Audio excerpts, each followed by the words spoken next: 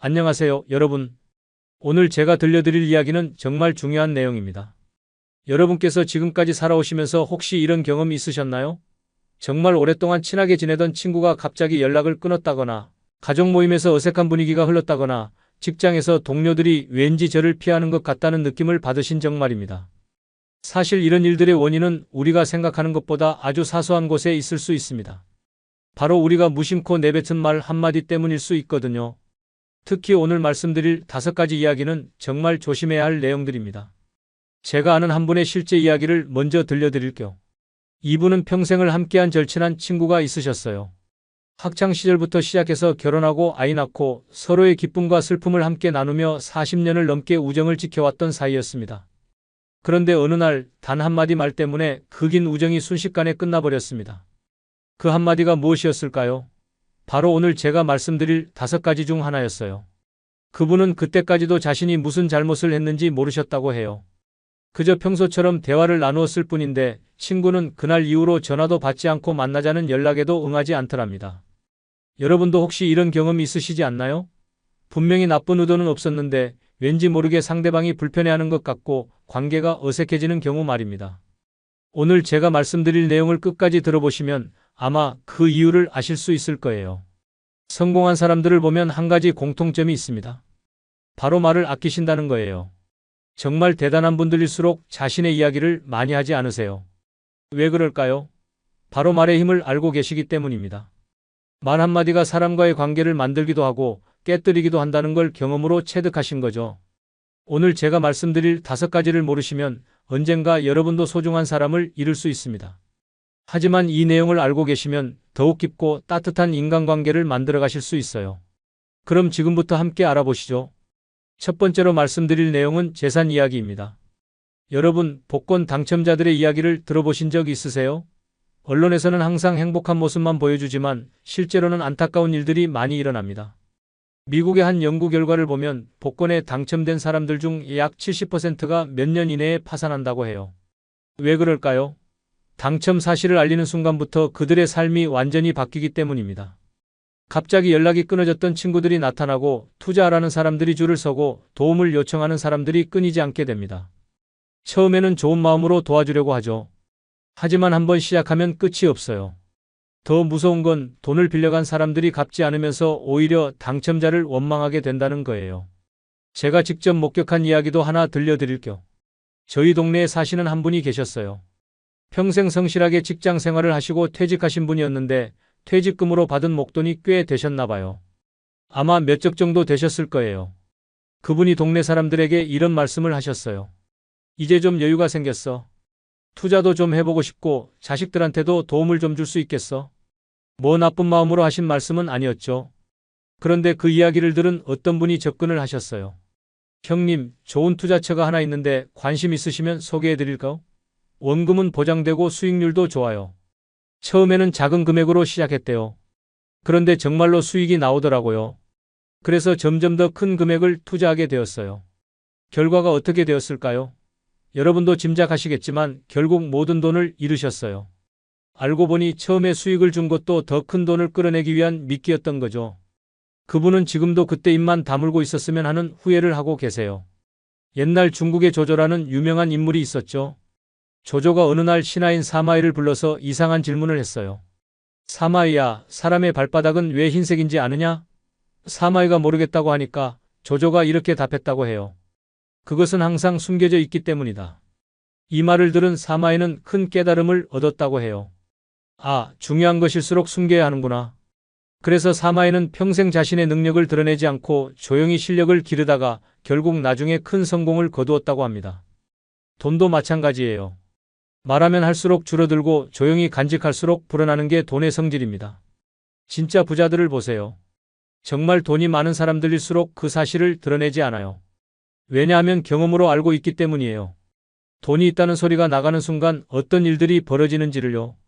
물론 열심히 일해서 번 돈을 자랑하고 싶은 마음은 충분히 이해할 수 있어요. 정말 힘들게 모은 돈이잖아요. 그런데 현실적으로 생각해보면 아무리 가까운 사람이라도 내 성공을 진심으로 기뻐해주는 사람은 생각보다 많지 않아요. 겉으로는 와, 대단하네. 축하해 이런 말을 해주지만 속마음은 다를 수 있거든요. 쟤는 뭐가 잘나서 나보다 잘 사는 거야? 이런 생각을 하게 되는 게 사람의 마음이에요. 이건 그 사람이 나쁘다는 게 아니라 인간의 자연스러운 감정이거든요. 그래도 정말 자랑하고 싶다면 한 가지 방법이 있어요. 자랑한 만큼 베풀어 주는 거예요. 좋은 음식도 대접하고 여행 갈 때도 경비를 보태주고 그러면 사람들이 그래도 이야기를 들어줄 거예요. 물론 그때도 속으로는 그래, 내가 쏘니까 내가 들어준다 정도의 마음일 수 있지만요. 결국 가장 현명한 방법은 조용히 간직하는 거예요. 다른 사람과 비교하지 말고 내가 잘났다고 말하고 다니지도 말고 그것이 우리의 품격을 지키는 길이고 진정한 부를 지키는 방법입니다. 두 번째로 말씀드릴 내용은 과거 이야기입니다. 중국 베이징에 가보신 분 계세요? 베이징의 계문연수라는 유명한 관광지가 있어요. 이름부터 정말 운치 있죠? 안개 속에 우뚝 선 나무들이 보이는 풍경이라는 뜻이에요. 관광 안내서에는 신비로운 안개가 감도는 절경이라고 소개되어 있어요. 멀리서 보면 정말 그럴듯해요. 고목의 나뭇가지들이 신비로운 안개에 쌓여 있는 모습이 마치 성경 같거든요. 그런데 실제로 가까이 가보면 어떨까요? 그 신비로운 안개의 정체는 바로 연탄 연기였어요. 겨울철에 집집마다 피우는 연탄 연기가 앙상한 나뭇가지를 휘감은 모습이었던 거죠. 멀리서 보면 운치 있어 보이지만 가까이 가보면 그저 매캐한 연기에 불과했던 겁니다. 과거의 영광도 마찬가지예요. 멀리서 돌아보면 정말 화려하고 대단해 보이죠. 하지만 현재의 모습과 대비되면서 오히려 더 초라하게 느껴질 수 있어요.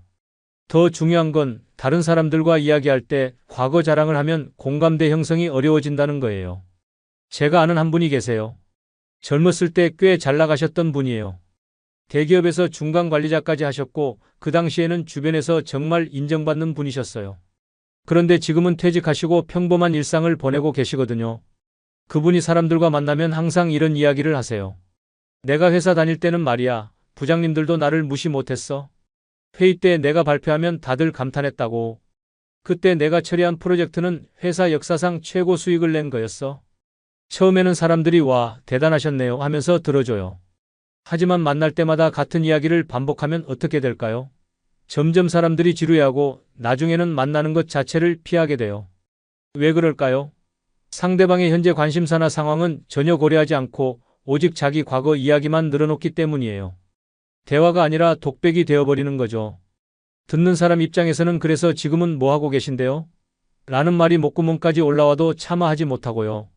논어에 이런 말이 있어요. 남이 나를 알아주지 않는 것을 근심하지 말고 내가 남을 알아주지 못하는 것을 근심하라. 이 말씀의 뜻은 과거의 명성이나 영광을 자랑하기보다는 먼저 상대방의 이야기에 귀를 기울이라는 거예요. 더 안타까운 건 과거 자랑을 자주 하시는 분들의 속마음이에요.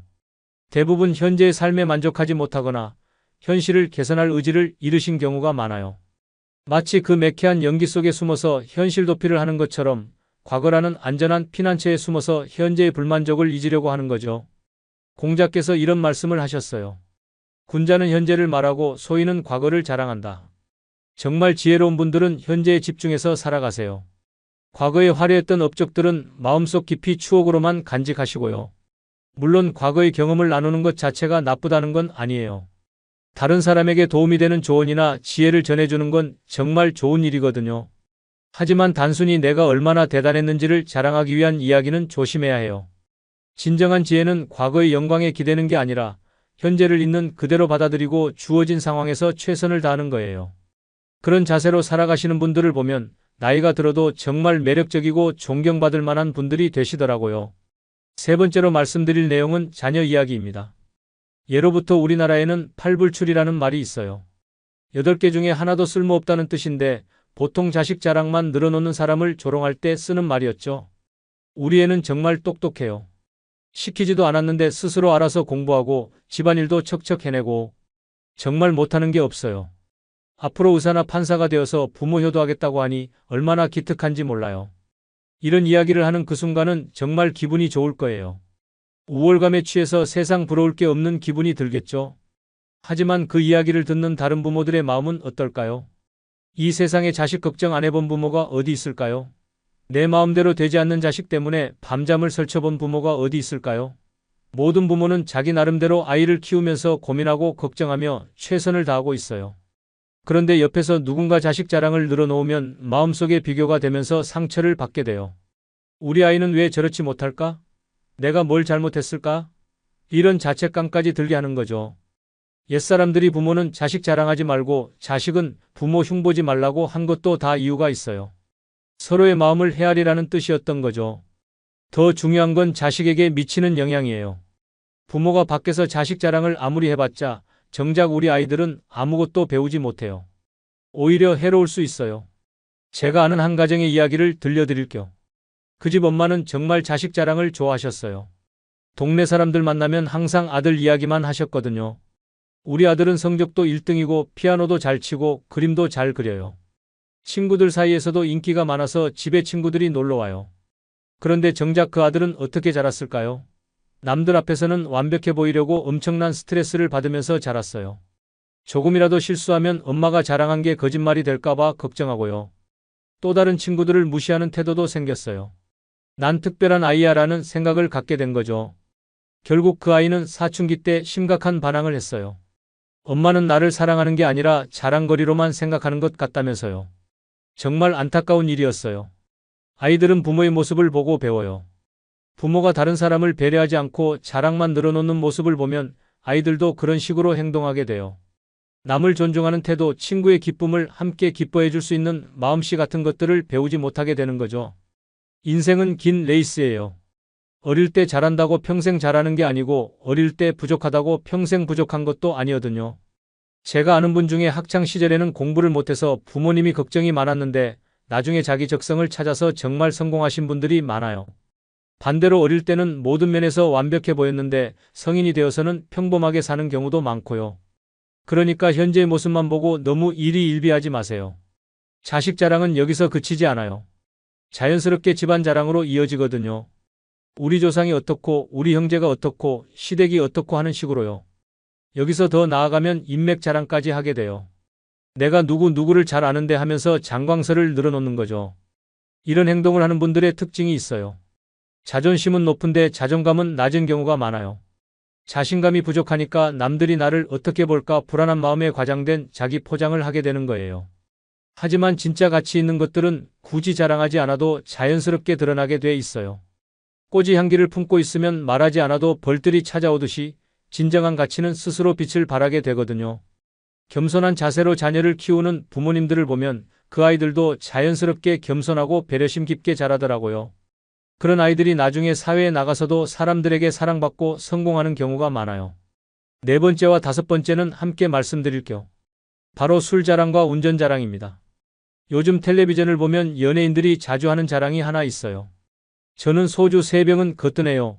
제가 술자리의 에이스예요 하면서 자신의 주량을 자랑스럽게 이야기하죠. 마치 이것이 대단한 능력인 것처럼 말이에요. 하지만 한번 생각해 보세요. 술을 많이 마시는 것이 정말 자랑할 만한 일일까요? 의학적으로 보면 과도한 음주는 간경화, 위궤양, 심혈관 질환 등 심각한 건강 문제를 일으킬 수 있어요. 그런데도 많은 사람들이 이걸 자랑거리로 여기는 건 참 아이러니한 일이죠. 제가 알고 있는 한 분의 이야기를 들려드릴게요. 이분은 젊었을 때 정말 술을 잘 드셨어요. 어떤 술자리에 가도 내가 이 자리에서 제일 잘 마셔라고 자랑하셨죠. 주변 사람들도 그분을 술고래라고 부르면서 우스갯소리로 놀리기도 했어요. 그런데 50대 중반이 되니까 몸에 이상 신호가 오기 시작했어요. 간 수치가 올라가고 위가 아프고 혈압도 높아졌어요. 의사한테 가니까 술을 끊지 않으면 생명이 위험할 수 있다는 경고를 받으셨어요. 그제서야 후회하셨지만 이미 늦었죠. 옛 성현들이 술은 잘 마시면 백약 중에 으뜸이고 잘못 마시면 만병의 근원이다라고 한 것도 이런 뜻이에요. 한두 잔 정도로 대화의 윤활유 역할을 하고 서로의 마음을 나누는 건 좋은 일이에요. 하지만 내가 술을 얼마나 잘 마시는데 하면서 자랑하는 건 결국 자신의 건강과 인생을 망가뜨리는 지름길일 뿐이에요. 더구나 주변 사람들도 속으로는 저 사람 술 자랑하는 걸 보니 참 유치하다고 생각할 거예요. 진짜 멋있는 건 절제할 줄 아는 거거든요. 운전 자랑도 마찬가지예요. 나는 30년 무사고야. 난 딱지 한 번도 안 떼봤어. 내가 운전하면 항상 예정 시간보다 일찍 도착해 이런 식으로 자신의 운전 실력을 자랑하는 분들이 많아요. 자동차를 운전하는 사람은 누구나 자신의 운전이 안전하고 뛰어나다고 생각해요. 특히 오랫동안 사고 없이 운전했다거나 교통 위반을 한 번도 하지 않은 걸 큰 자랑거리로 여기죠. 하지만 이런 자랑은 매우 위험한 착각에서 비롯될 수 있어요. 많은 운전자들이 자동차 학원에서 얼핏 배운 지식만으로 하나밖에 없는 소중한 생명을 담보로 걸고 위험한 운전을 하고 있어요. 면허를 따고 나면 더 이상 배우려고 하지 않고 자신의 잘못된 습관대로만 운전하려고 하거든요. 내가 최고라는 생각에 빠져서 앞차를 무조건 추월해야 직성이 풀리고 신호등에 걸리지 않으려고 아찔한 운전을 서슴지 않는 모습을 보면 정말 안타까워요. 이건 실력이 아니라 그냥 운이 좋았을 뿐이에요. 우연히 경찰에 걸리지 않았고 다행히 사고가 나지 않았을 뿐이에요. 이런 운전은 목숨을 건 도박과 다름없어요. 우리는 레이서가 아니잖아요. 빨리 가는 게 목적이 아니라 안전하고 편안하게 목적지에 도착하는 게 진짜 목표여야 해요. 정말 운전을 잘하는 사람이란 적절한 속도로 운전하면서 동승자와 다른 운전자들에게 불안감을 주지 않는 사람이에요. 동승자가 편안함을 느낄 수 있도록 부드럽게 운전하고 돌발 상황을 미리 예측해서 대처하는 것, 이게 진정한 운전 고수가 되는 길이에요. 자신의 운전 실력을 자랑하는 순간, 그건 이미 위험한 운전의 시작일 수 있다는 걸 꼭 기억해 주세요. 마지막으로 여러분께 정말 중요한 이야기를 하나 더 들려드리고 싶어요. 최근에 나온 뇌과학 연구 결과에 따르면 우리 뇌는 다른 사람의 자랑을 들을 때 마치 실제로 공격을 당하는 것처럼 반응한다고 해요.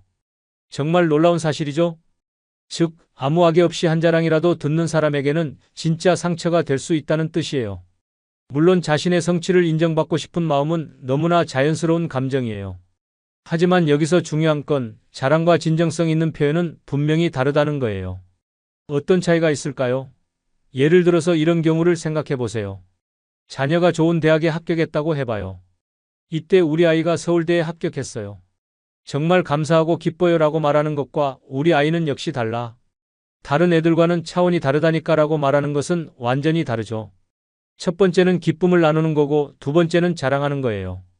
받아들이는 사람 입장에서도 느낌이 완전히 달라요. 진정성 있는 표현은 듣는 사람도 함께 기뻐할 수 있지만 자랑은 듣는 사람을 위축시키고 상처를 줄 수 있어요. 제가 살면서 만난 정말 대단한 분들의 공통점이 하나 있어요.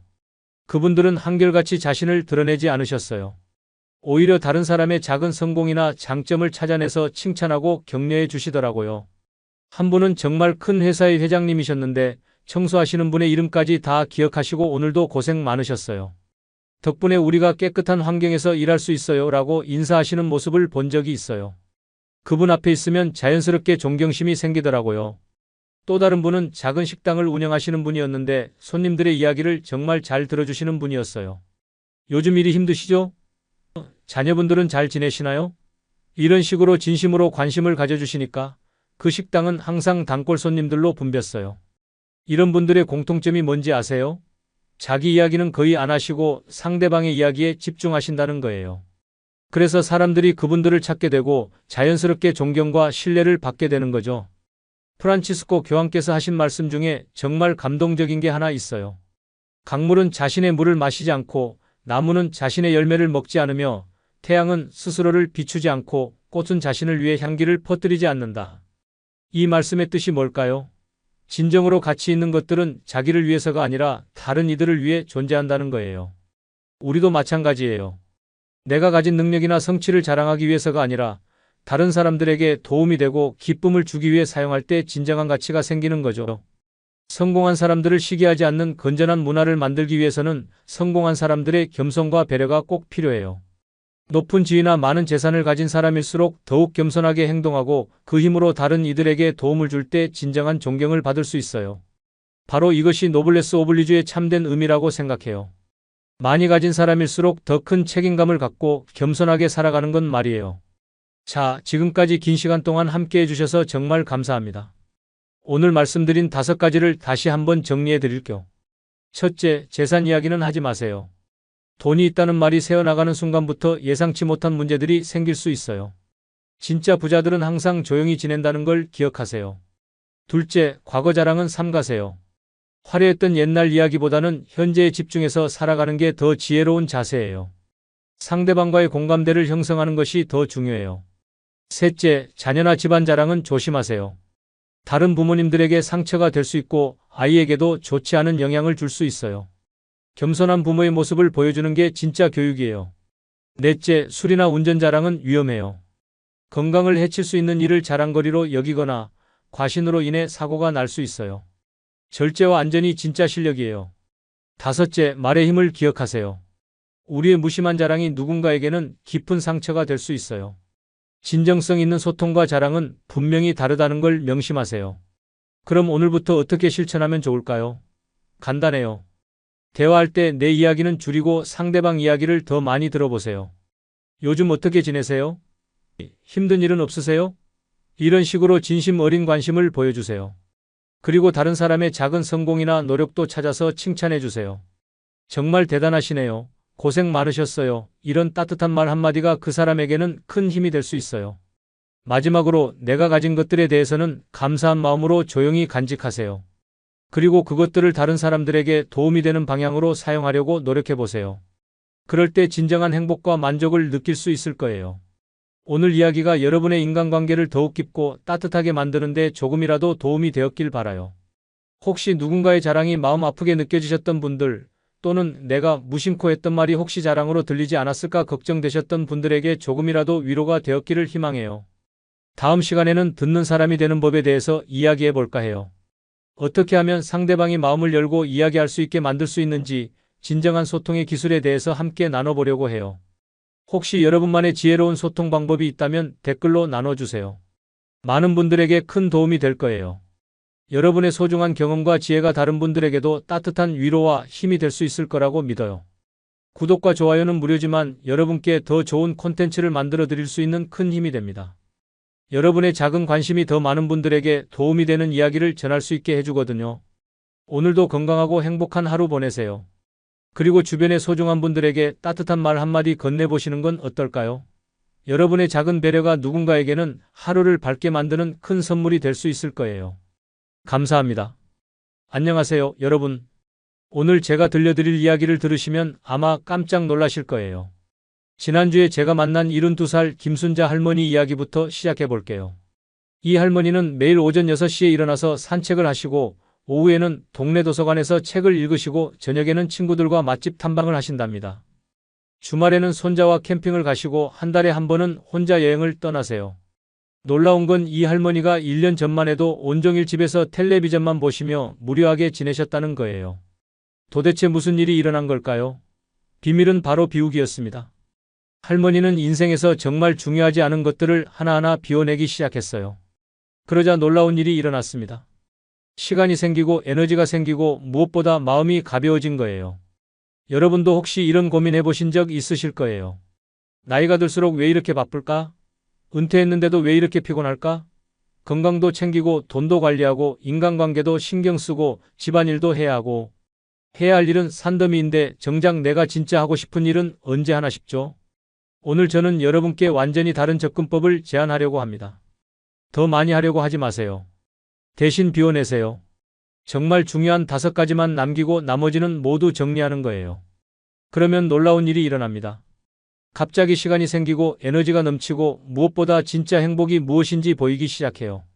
지금부터 제가 지난 10년간 수백 명의 중장년층 분들을 만나면서 발견한 인생 이모작의 비밀을 차근차근 알려드릴게요. 오늘 이 영상을 끝까지 보시면 내일부터 당장 실천할 수 있는 구체적인 방법들을 얻으실 수 있을 거예요. 그런데 잠깐, 혹시 여러분 중에 이런 분 계신가요? 건강 관리한다고 이것저것 다 챙기려다가 오히려 스트레스 받고 계신 분? 걱정 마세요. 제가 알려드릴 방법은 하루에 딱 20분만 투자하면 됩니다. 어떻게 가능한지 궁금하시죠? 지금부터 차근차근 보여드릴게요. 먼저 건강 이야기부터 해볼까요? 작년에 제가 만난 65살 박영수 씨 이야기를 들려드릴게요.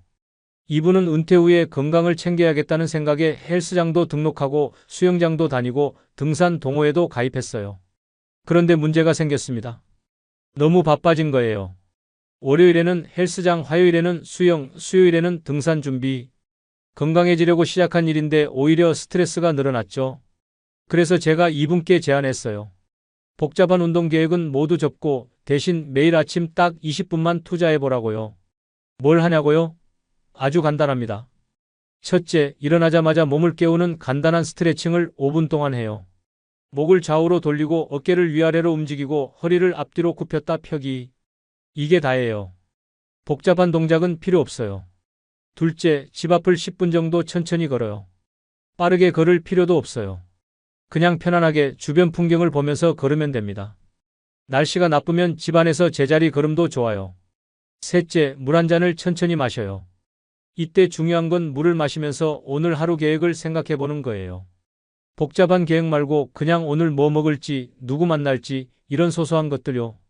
박영수 씨가 이 방법을 시작한 지 3개월 후에 어떻게 되었을까요? 놀랍게도 몸무게가 3kg 줄었고 무엇보다 아침에 일어나는 게 힘들지 않다고 하더라고요. 예전에는 이것저것 해야 한다는 부담감 때문에 스트레스를 받았는데 이제는 딱 20분만 투자하면 된다는 생각에 마음이 한결 가벼워졌다고 해요. 여기서 중요한 포인트가 하나 더 있어요. 바로 통증 관리예요. 나이가 들면 여기저기 아프잖아요? 그런데 많은 분들이 통증이 생기면 참거나 아니면 무리해서 운동을 더 열심히 하려고 해요.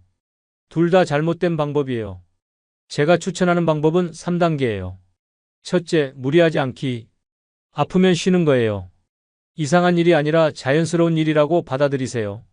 둘째, 자주 풀기. 하루에 3번 정도 아픈 부위를 살살 주무르거나 따뜻하게 찜질해 주세요. 셋째, 꾸준히 움직이기. 완전히 쉬는 게 아니라 아주 가볍게라도 계속 움직여주는 거예요. 그리고 정말 중요한 한 가지 더. 병원과 친해지세요. 많은 분들이 병원 가는 걸 무서워하시는데 오히려 반대로 생각해 보세요. 정기적으로 검진을 받으면 마음의 짐이 덜어져요. 혹시 내가 모르는 병이 있는 건 아닐까? 이런 걱정을 하지 않아도 되거든요. 60세가 넘으면 1년에 2번 정도는 건강검진을 받으시는 게 좋아요. 그리고 가까운 동네 병원 하나 정도는 단골로 만들어 두세요. 몸에 이상이 생겼을 때 바로 가서 상담받을 수 있는 곳 말이에요. 이게 바로 예방의학이고 가장 효율적인 건강관리법이에요. 자, 이제 건강관리는 복잡하지 않다는 걸 아셨죠? 매일 20분 루틴과 정기검진, 이것만으로도 충분해요. 그럼 이제 두 번째 주제로 넘어가 볼까요?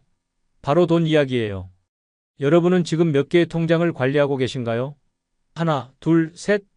혹시 10개 넘게 가지고 계신 분도 있으실 거예요. 적금 통장, 예금 통장, 카드값 나가는 통장, 공과금 나가는 통장, 용돈 통장, 비상금 통장. 생각해보니 정말 많죠? 작년에 제가 상담했던 최미영 씨 부부 이야기를 들려드릴게요. 이분들은 은퇴 후에 돈 관리가 너무 복잡해서 스트레스를 많이 받고 계셨어요. 남편분은 여러 개 적금을 관리하느라 매달 은행을 몇 번씩 가야 했고 부인분은 가계부를 쓰느라 영수증을 모아두고 계산하느라 시간을 다 보내셨거든요. 그래서 제가 이분들께 제안했어요. 통장을 딱 3개만 남기고 나머지는 모두 정리하라고요. 어떤 3개냐고요? 첫 번째 통장은 생활비 통장이에요.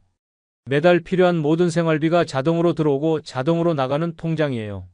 월급이나 연금이 들어오면 거기서 집세, 공과금, 보험료, 생활비가 모두 자동이체로 나가도록 설정하는 거예요. 이렇게 하면 매달 돈 관리 때문에 고민할 필요가 없어져요. 두 번째 통장은 여유자금 통장이에요. 생활비 통장에서 남은 돈이 자동으로 이쪽으로 오도록 설정해요. 그리고 이 돈으로는 취미생활이나 여행, 선물 같은 재미있는 일에 써요. 세 번째 통장은 비상금 통장이에요. 갑자기 목돈이 필요할 때를 대비한 통장이죠. 이 통장에는 평소에 손대지 않아요. 정말 응급 상황에만 사용하는 거예요. 최미영 씨 부부가 이렇게 바꾼 후에 어떻게 되었을까요?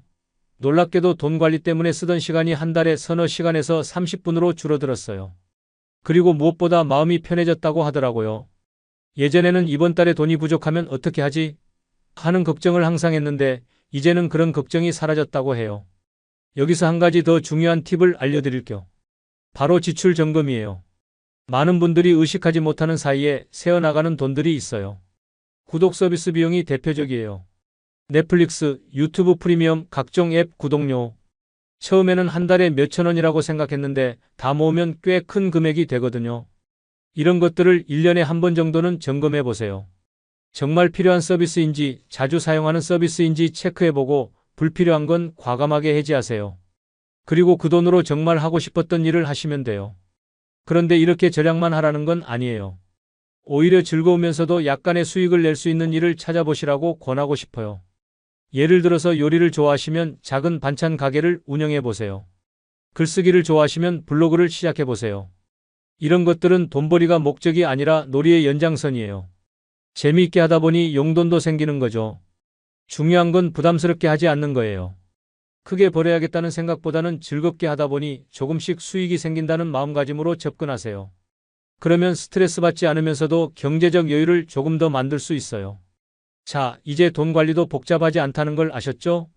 통장 3개로 단순화하고 불필요한 지출은 정리하고 즐거운 수익 활동을 조금씩 해보는 거예요.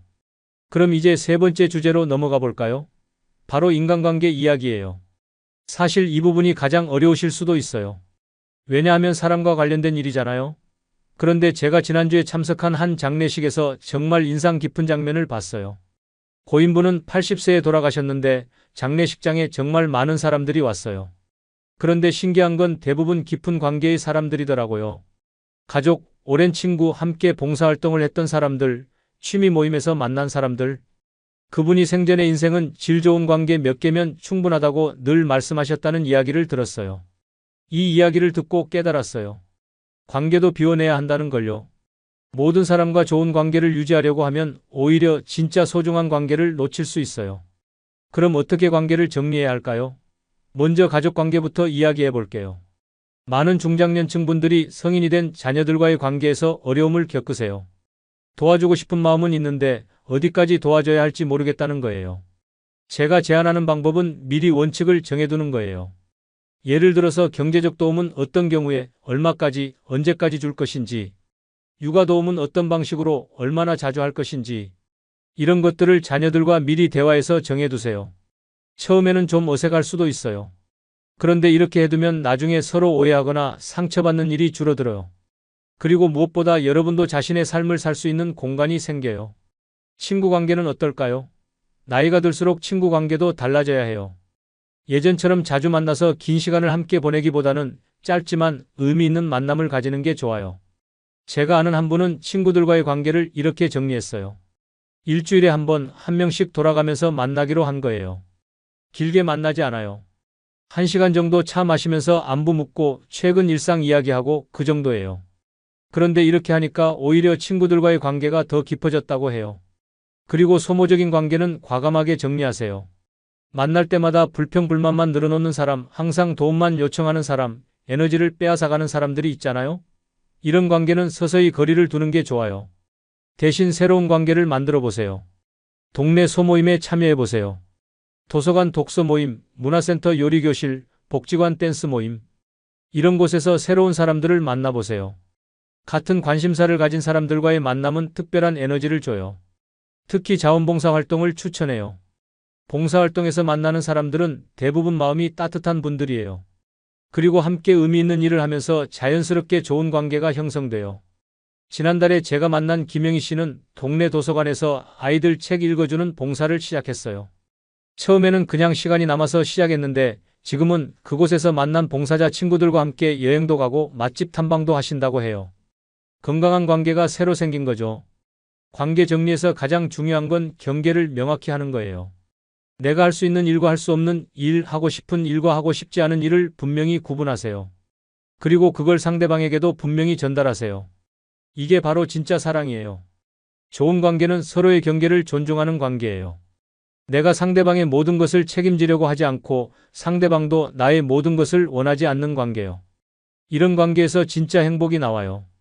자, 이제 관계도 복잡하지 않다는 걸 아셨죠?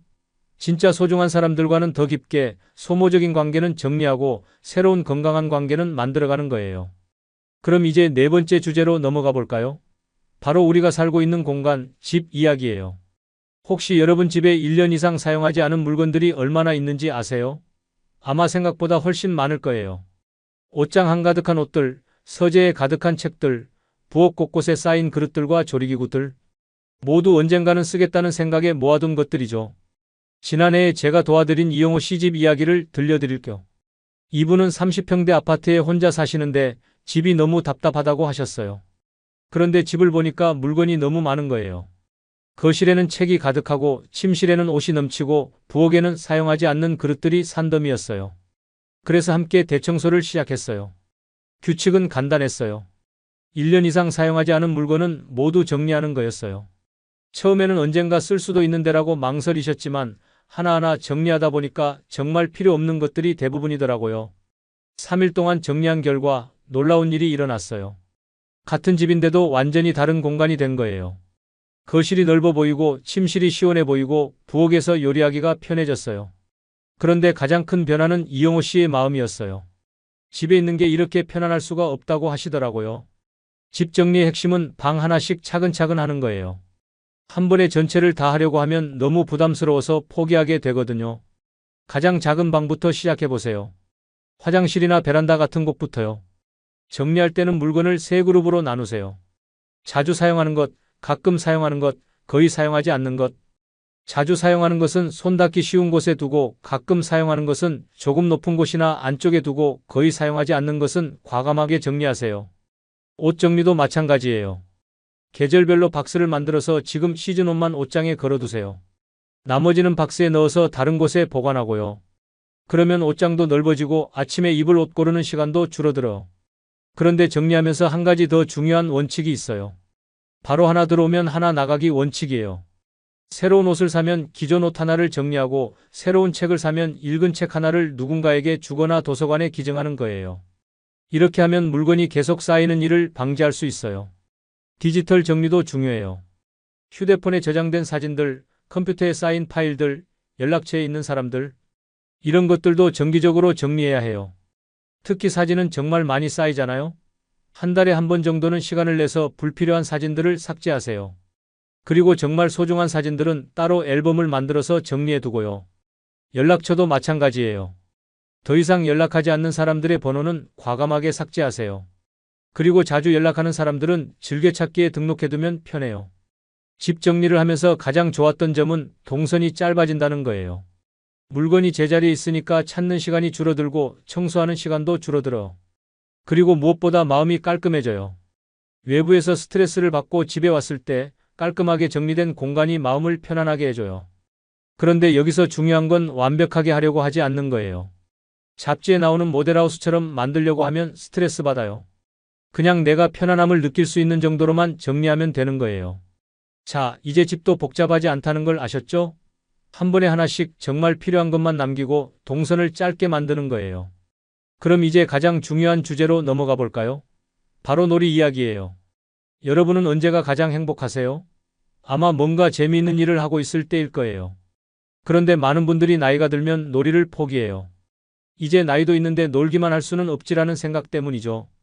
하지만 이건 완전히 잘못된 생각이에요. 최근 연구 결과를 보면 놀이가 뇌 건강에 정말 좋다고 해요. 새로운 것을 배우고 창의적인 활동을 하고 즐거운 경험을 쌓는 것이 치매 예방에도 도움이 되고 우울감도 줄여준다고 하거든요. 그러니까 놀이는 사치가 아니라 필수예요. 그럼 어떻게 놀아야 할까요?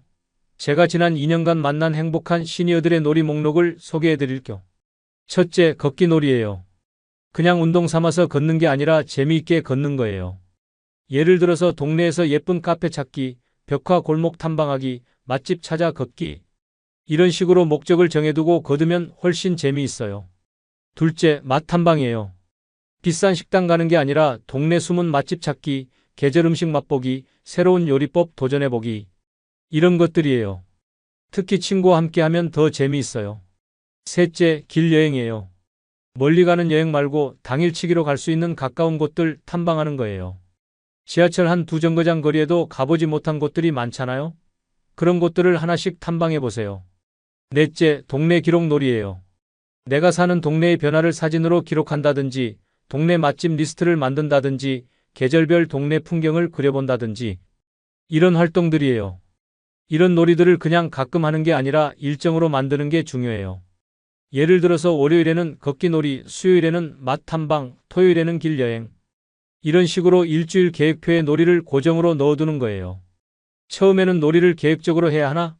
라고 생각하실 수도 있어요. 그런데 이렇게 하지 않으면 자꾸 다른 일에 밀려서 놀이 시간이 사라져요. 그러니까 놀이도 중요한 약속처럼 생각하고 일정에 넣어두는 거예요.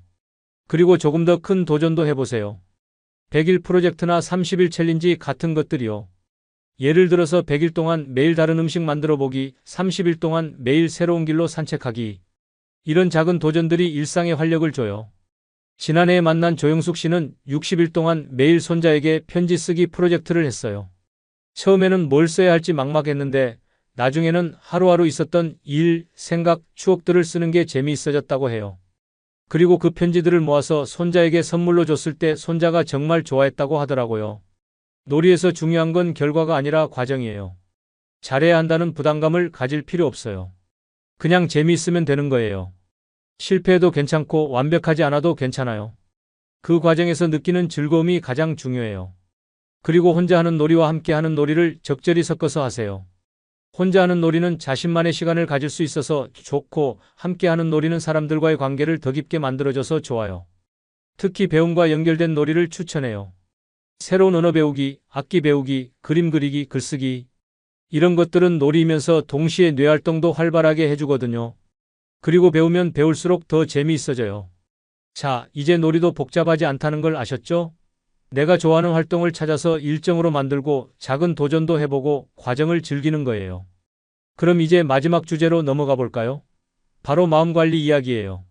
사실 지금까지 말씀드린 모든 것들의 핵심은 마음 관리예요. 건강도, 돈도, 관계도, 집도, 놀이도 결국은 마음이 편안해지기 위한 방법들이거든요. 그런데 마음이라는 게 참 복잡하잖아요? 어떻게 관리해야 할까요? 가장 중요한 건 놓아주기예요. 나이가 들수록 놓아줘야 할 것들이 많아져요. 다른 사람과의 비교, 미래에 대한 걱정, 과거에 대한 후회. 이런 것들을 계속 마음에 담고 있으면 무거워져요. 제가 추천하는 방법은 메모로 내려놓기예요. 머릿속에서 계속 맴도는 생각들을 종이에 써서 내려놓는 거예요. 예를 들어서 옆집 사람이 나보다 여행을 더 많이 다니는 것 같아서 부럽다라는 생각이 든다면 그 생각을 종이에 쓰고 구겨서 쓰레기통에 버리세요. 상징적인 행동이지만 마음이 정말 가벼워져요. 감사 일기도 도움이 돼요. 매일 저녁에 오늘 감사했던 일 3가지를 써보세요. 크고 특별한 일이 아니어도 괜찮아요. 오늘 날씨가 좋았다. 점심이 맛있었다. 길에서 아는 사람을 만났다. 이런 작은 것들도 충분해요. 이렇게 하면 자연스럽게 긍정적인 것들에 집중하게 되거든요. 호흡도 중요해요. 스트레스를 받거나 마음이 복잡할 때는 깊게 숨을 쉬어보세요. 4박자로 숨을 들이마시고 4박자 동안 참고 4박자로 내쉬고 4박자 동안 멈추기. 이걸 5번 정도 반복하면 마음이 차분해져요. 그리고 의미 찾기도 중요해요. 내 삶이 누군가에게 도움이 되고 있다는 느낌을 가지는 거예요. 봉사활동이 대표적이지만 꼭 봉사활동이 아니어도 돼요. 손자에게 옛날 이야기 들려주기, 동네 어르신들과 이야기 나누기, 식물 키우기. 이런 작은 일들도 충분히 의미 있어요. 새로운 것을 배우는 것도 마음에 활력을 줘요. 나이가 들어서도 계속 배우고 성장한다는 느낌이 정말 소중해요. 책을 읽거나 온라인 강의를 듣거나 새로운 취미를 시작하거나 뭐든 좋으니까 계속 배워보세요. 특히 하루에 한 장면 만들기를 추천해요. 매일 뭔가 의미 있는 한 장면을 만드는 거예요. 예쁜 꽃 사진 찍기, 맛있는 음식 만들어 먹기, 좋은 음악 듣기, 친구와 전화하기. 이런 작은 장면들이 모여서 행복한 하루를 만들어요. 마음 관리에서 가장 중요한 건 현재에 집중하는 거예요. 과거는 이미 지나간 일이고 미래는 아직 오지 않은 일이에요. 지금 이 순간 내가 할 수 있는 일에 집중하는 거예요. 그러면 불필요한 걱정과 후회에서 벗어날 수 있어요. 때로는 전문가의 도움을 받는 것도 좋아요. 상담사나 심리치료사와 이야기해보는 거예요. 내가 이런 걸로 상담을 받아야 하나? 라고 생각하실 수도 있는데 전혀 그렇지 않아요. 마음 건강도 몸 건강만큼 중요하거든요. 자, 이제 마음 관리도 복잡하지 않다는 걸 아셨죠? 놓아주고 감사하고 현재에 집중하고 의미를 찾는 거예요. 여러분, 지금까지 긴 시간 동안 제 이야기를 들어주셔서 정말 감사해요. 이제 마지막으로 오늘 배운 내용을 정리해보고 내일부터 바로 실천할 수 있는 방법들을 알려드릴게요. 오늘 우리가 함께 살펴본 5가지 영역을 다시 한번 정리해보면 이래요. 첫째, 건강은 복잡하게 관리하지 말고 매일 20분 루틴으로 단순하게. 둘째, 돈은 통장 3개로 자동화해서 스트레스 없이. 셋째, 관계는 진짜 소중한 사람들과 깊게, 소모적인 관계는 정리하고. 넷째, 집은 정말 필요한 것만 남기고 비워서 마음도 가볍게. 다섯째, 놀이를 일정으로 만들어서 매일매일 즐겁게. 이 5가지만 제대로 해도 여러분의 삶이 완전히 달라질 거예요. 갑자기 시간이 생기고 에너지가 넘치고 무엇보다 진짜 행복이 무엇인지 보이기 시작할 거예요. 그런데 중요한 건 한 번에 다 바꾸려고 하지 않는 거예요. 너무 욕심부리면 오히려 포기하게 되거든요. 대신 오늘부터 하나씩 천천히 시작해보세요. 내일 아침부터 할 수 있는 즉시 실행 체크리스트를 만들어 드릴게요. 첫째, 내일 아침 20분 루틴을 종이에 써보세요. 언제 일어날지, 어떤 스트레칭을 할지, 어디로 산책을 갈지 구체적으로 계획해보세요. 둘째, 이번 주 안에 지출 점검을 해보세요. 구독 서비스는 뭐가 있는지, 매달 나가는 고정비는 얼마인지 한 번만 체크해보시면 돼요. 셋째, 오랫동안 연락하지 않았던 소중한 사람 한 명에게 안부 인사를 해보세요. 전화든 문자든 상관없어요. 그 사람이 어떻게 지내는지 궁금하다고 말해보세요. 넷째, 집에서 방 하나를 정해서 정리해보세요. 화장실이나 베란다 같은 작은 공간부터 시작하시면 돼요. 1년 이상 사용하지 않은 물건은 과감하게 정리하세요. 다섯째, 이번 주에 할 놀이 하나를 계획해보세요.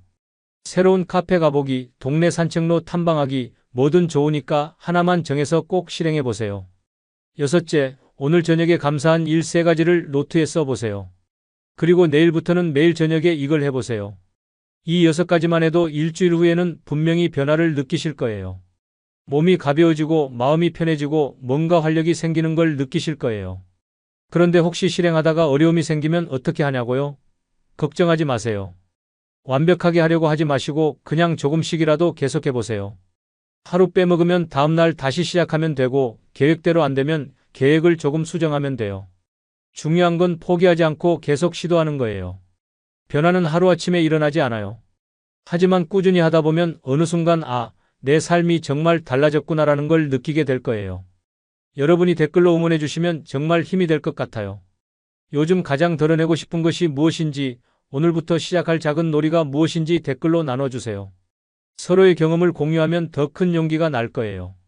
그리고 이 영상이 도움이 되셨다면 좋아요 버튼도 눌러주시고 구독도 해주세요. 다음 편에서는 오늘 배운 것들을 일주일 동안 실천해본 후기와 혹시 실패했을 때 어떻게 대처할지에 대해서 자세히 다뤄볼 예정이에요. 인생 이모작은 더 많이 가지려고 노력하는 게 아니라 정말 중요한 것만 남기고 나머지는 비워내는 거예요. 그러면 놀라운 일이 이뤄져요. 갑자기 시간이 생기고 에너지가 넘치고 매일매일이 즐거워져요. 여러분도 오늘부터 함께 시작해보세요. 비우니까 보이는 진짜 행복을, 가벼워지니까 느낄 수 있는 진짜 자유를 경험해보세요. 여러분의 인생 이모작이 정말 아름답고 행복하기를 진심으로 응원합니다. 오늘 긴 시간 동안 함께 해주셔서 정말 감사했습니다. 다음 편에서 또 만나요. 안녕하세요, 여러분. 오늘은 정말 중요한 이야기를 들려드리려고 합니다. 바로 70대 노후에 진짜 행복하게 살려면 도대체 얼마가 있어야 하는지에 대한 이야기예요. 막연하게 많이 모으세요가 아니라 정확하고 구체적인 금액을 알려드릴 겁니다. 제가 최근에 전국의 70세 이상 어르신 1000명을 대상으로 조사를 했어요. 그 결과 정말 놀라운 사실을 발견했습니다. 70대에 행복하게 살려면 적어도 월 250만 원은 있어야 한다는 거예요. 이 금액이 많다고 생각하시나요? 적다고 생각하시나요? 오늘 영상을 끝까지 보시면 왜 이 금액이 필요한지, 그리고 이 금액을 어떻게 만들 수 있는지 완전히 이해하시게 될 거예요. 실제로 월 100만 원도 안 되는 돈으로 사시는 70대 어르신과 월 300만 원 넘게 쓰시는 어르신의 삶을 비교해보면 그 차이가 하늘과 땅만큼 다르더라고요. 한 분은 매일 돈 걱정에 시달리면서 병원비가 아까워서 아픈 것도 참고 사시고, 다른 한 분은 매달 여행도 다니고 손자들에게 용돈도 넉넉히 주면서 행복하게 사시거든요. 똑같은 70대인데 이렇게 차이가 날 수 있을까요? 그 답은 바로 경제적 여유에 있습니다. 돈이 전부는 아니지만 없으면 정말 힘들어지는 게 70대의 현실이에요. 오늘 여러분께는 제가 직접 만나 뵌 수많은 70대 어르신들의 이야기를 통해서 정말 현실적이고 구체적인 노후 준비 가이드를 제시해 드리겠습니다. 지금부터 들려드릴 이야기는 모두 실제 경험을 바탕으로 한 것이니까 꼭 끝까지 들어보시기 바랍니다. 먼저 70대의 현실부터 솔직하게 말씀드리겠습니다. 많은 분들이 나이 들면 돈이 별로 안 들어라고 생각하시는데 이건 정말 큰 오해예요. 70대가 되면 오히려 젊을 때보다 더 많은 돈이 필요한 경우가 많아요. 왜 그럴까요? 5가지 이유가 있습니다. 첫 번째는 건강 문제예요. 70대가 되면 몸 여기저기에서 신호가 오기 시작해요. 혈압약, 당뇨약, 관절약 등등 매달 드시는 약값만 해도 만만치 않죠. 거기에 정기검진비, 갑작스러운 입원비까지 생각하면 의료비가 정말 많이 들어요. 실제로 제가 만난 72세의 김영수 할아버지는 매달 의료비로만 80만 원이 넘게 나간다고 하시더라고요. 고혈압, 당뇨, 관절염을 앓고 계시는데 좋은 약을 쓰려면 돈이 많이 들어간다는 거예요. 두 번째는 사회적 관계 유지 비용이에요. 70대가 되면 외로움을 많이 느끼게 돼요. 그래서 사람들과의 만남이 더욱 소중해지죠. 친구들과 만나서 밥도 먹고 차도 마시고 가끔 여행도 가고 싶어 하세요. 이런 활동들이 다 돈이 들어가거든요. 세 번째는 신체 기능 저하로 인한 추가 비용이에요. 70대가 되면 혼자서 하기 어려운 일들이 생겨요. 그래서 청소 도우미를 부르거나 병원 갈 때 택시를 타거나 무거운 것을 배달시켜야 하는 경우가 많아져요. 네 번째는 디지털 소외로 인한 비용이에요. 요즘은 모든 게 온라인으로 되어 있잖아요. 그런데 70대 분들은 스마트폰이나 인터넷을 잘 못 쓰시니까 직접 가서 해야 하거나 다른 사람 도움을 받아야 해요. 이것도 다 비용이 들어가죠. 다섯 번째는 경제활동 중단으로 인한 소득 급감이에요. 70대가 되면 일을 하고 싶어도 일자리를 구하기가 어려워요. 그래서 연금이나 저축한 돈으로만 살아야 하는데 이게 생각보다 빠듯해요. 이런 현실을 고려하면 70대에 돈이 없다는 건 정말 심각한 문제가 돼요. 돈이 전부는 아니지만 없으면 정말 안 되는 거죠. 그럼 반대로 경제적 여유가 있으면 어떨까요? 정말 삶의 질이 완전히 달라져요. 첫째, 양질의 의료 서비스를 받을 수 있어요. 아프면 바로 좋은 병원에 가서 좋은 의사에게 진료를 받을 수 있죠. 비급여 치료도 부담 없이 받을 수 있고요. 둘째, 안전하고 편리한 곳에서 살 수 있어요. 계단 없는 아파트, 병원과 가까운 곳, 교통이 편리한 곳에서 살 수 있죠. 셋째, 다양한 사회활동에 참여할 수 있어요. 취미활동도 하고 여행도 다니고 친구들과 자주 만날 수 있어요. 넷째, 가족관계에서 당당할 수 있어요.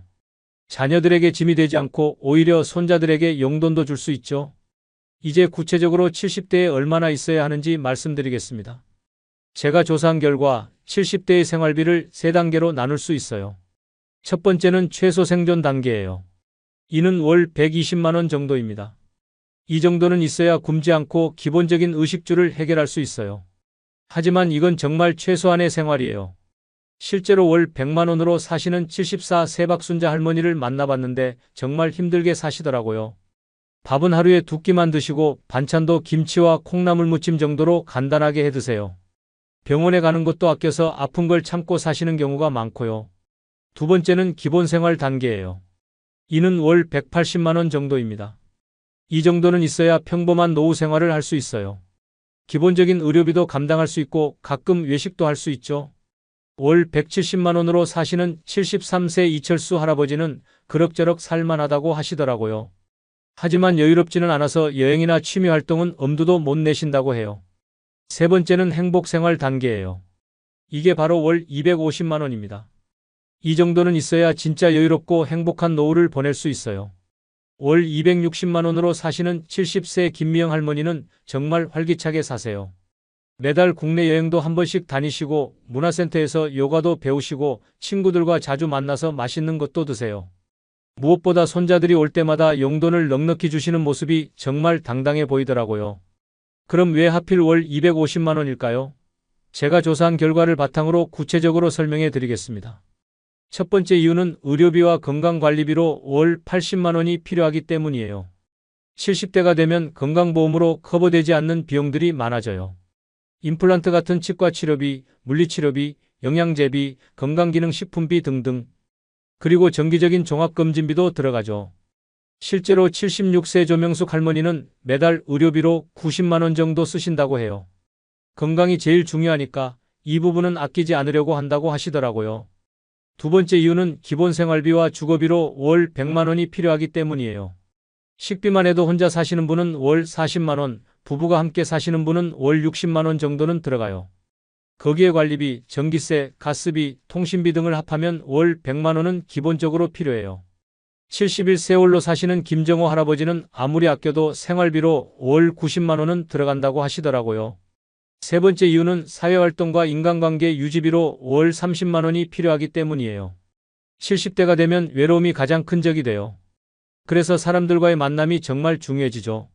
친구들과 식사하고 차 마시고 가끔 노래방도 가고 경로당이나 복지관 프로그램에 참여하는 것.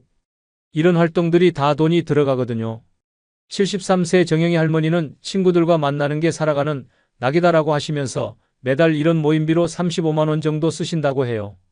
네 번째 이유는 취미와 여가활동비로 월 25만 원이 필요하기 때문이에요.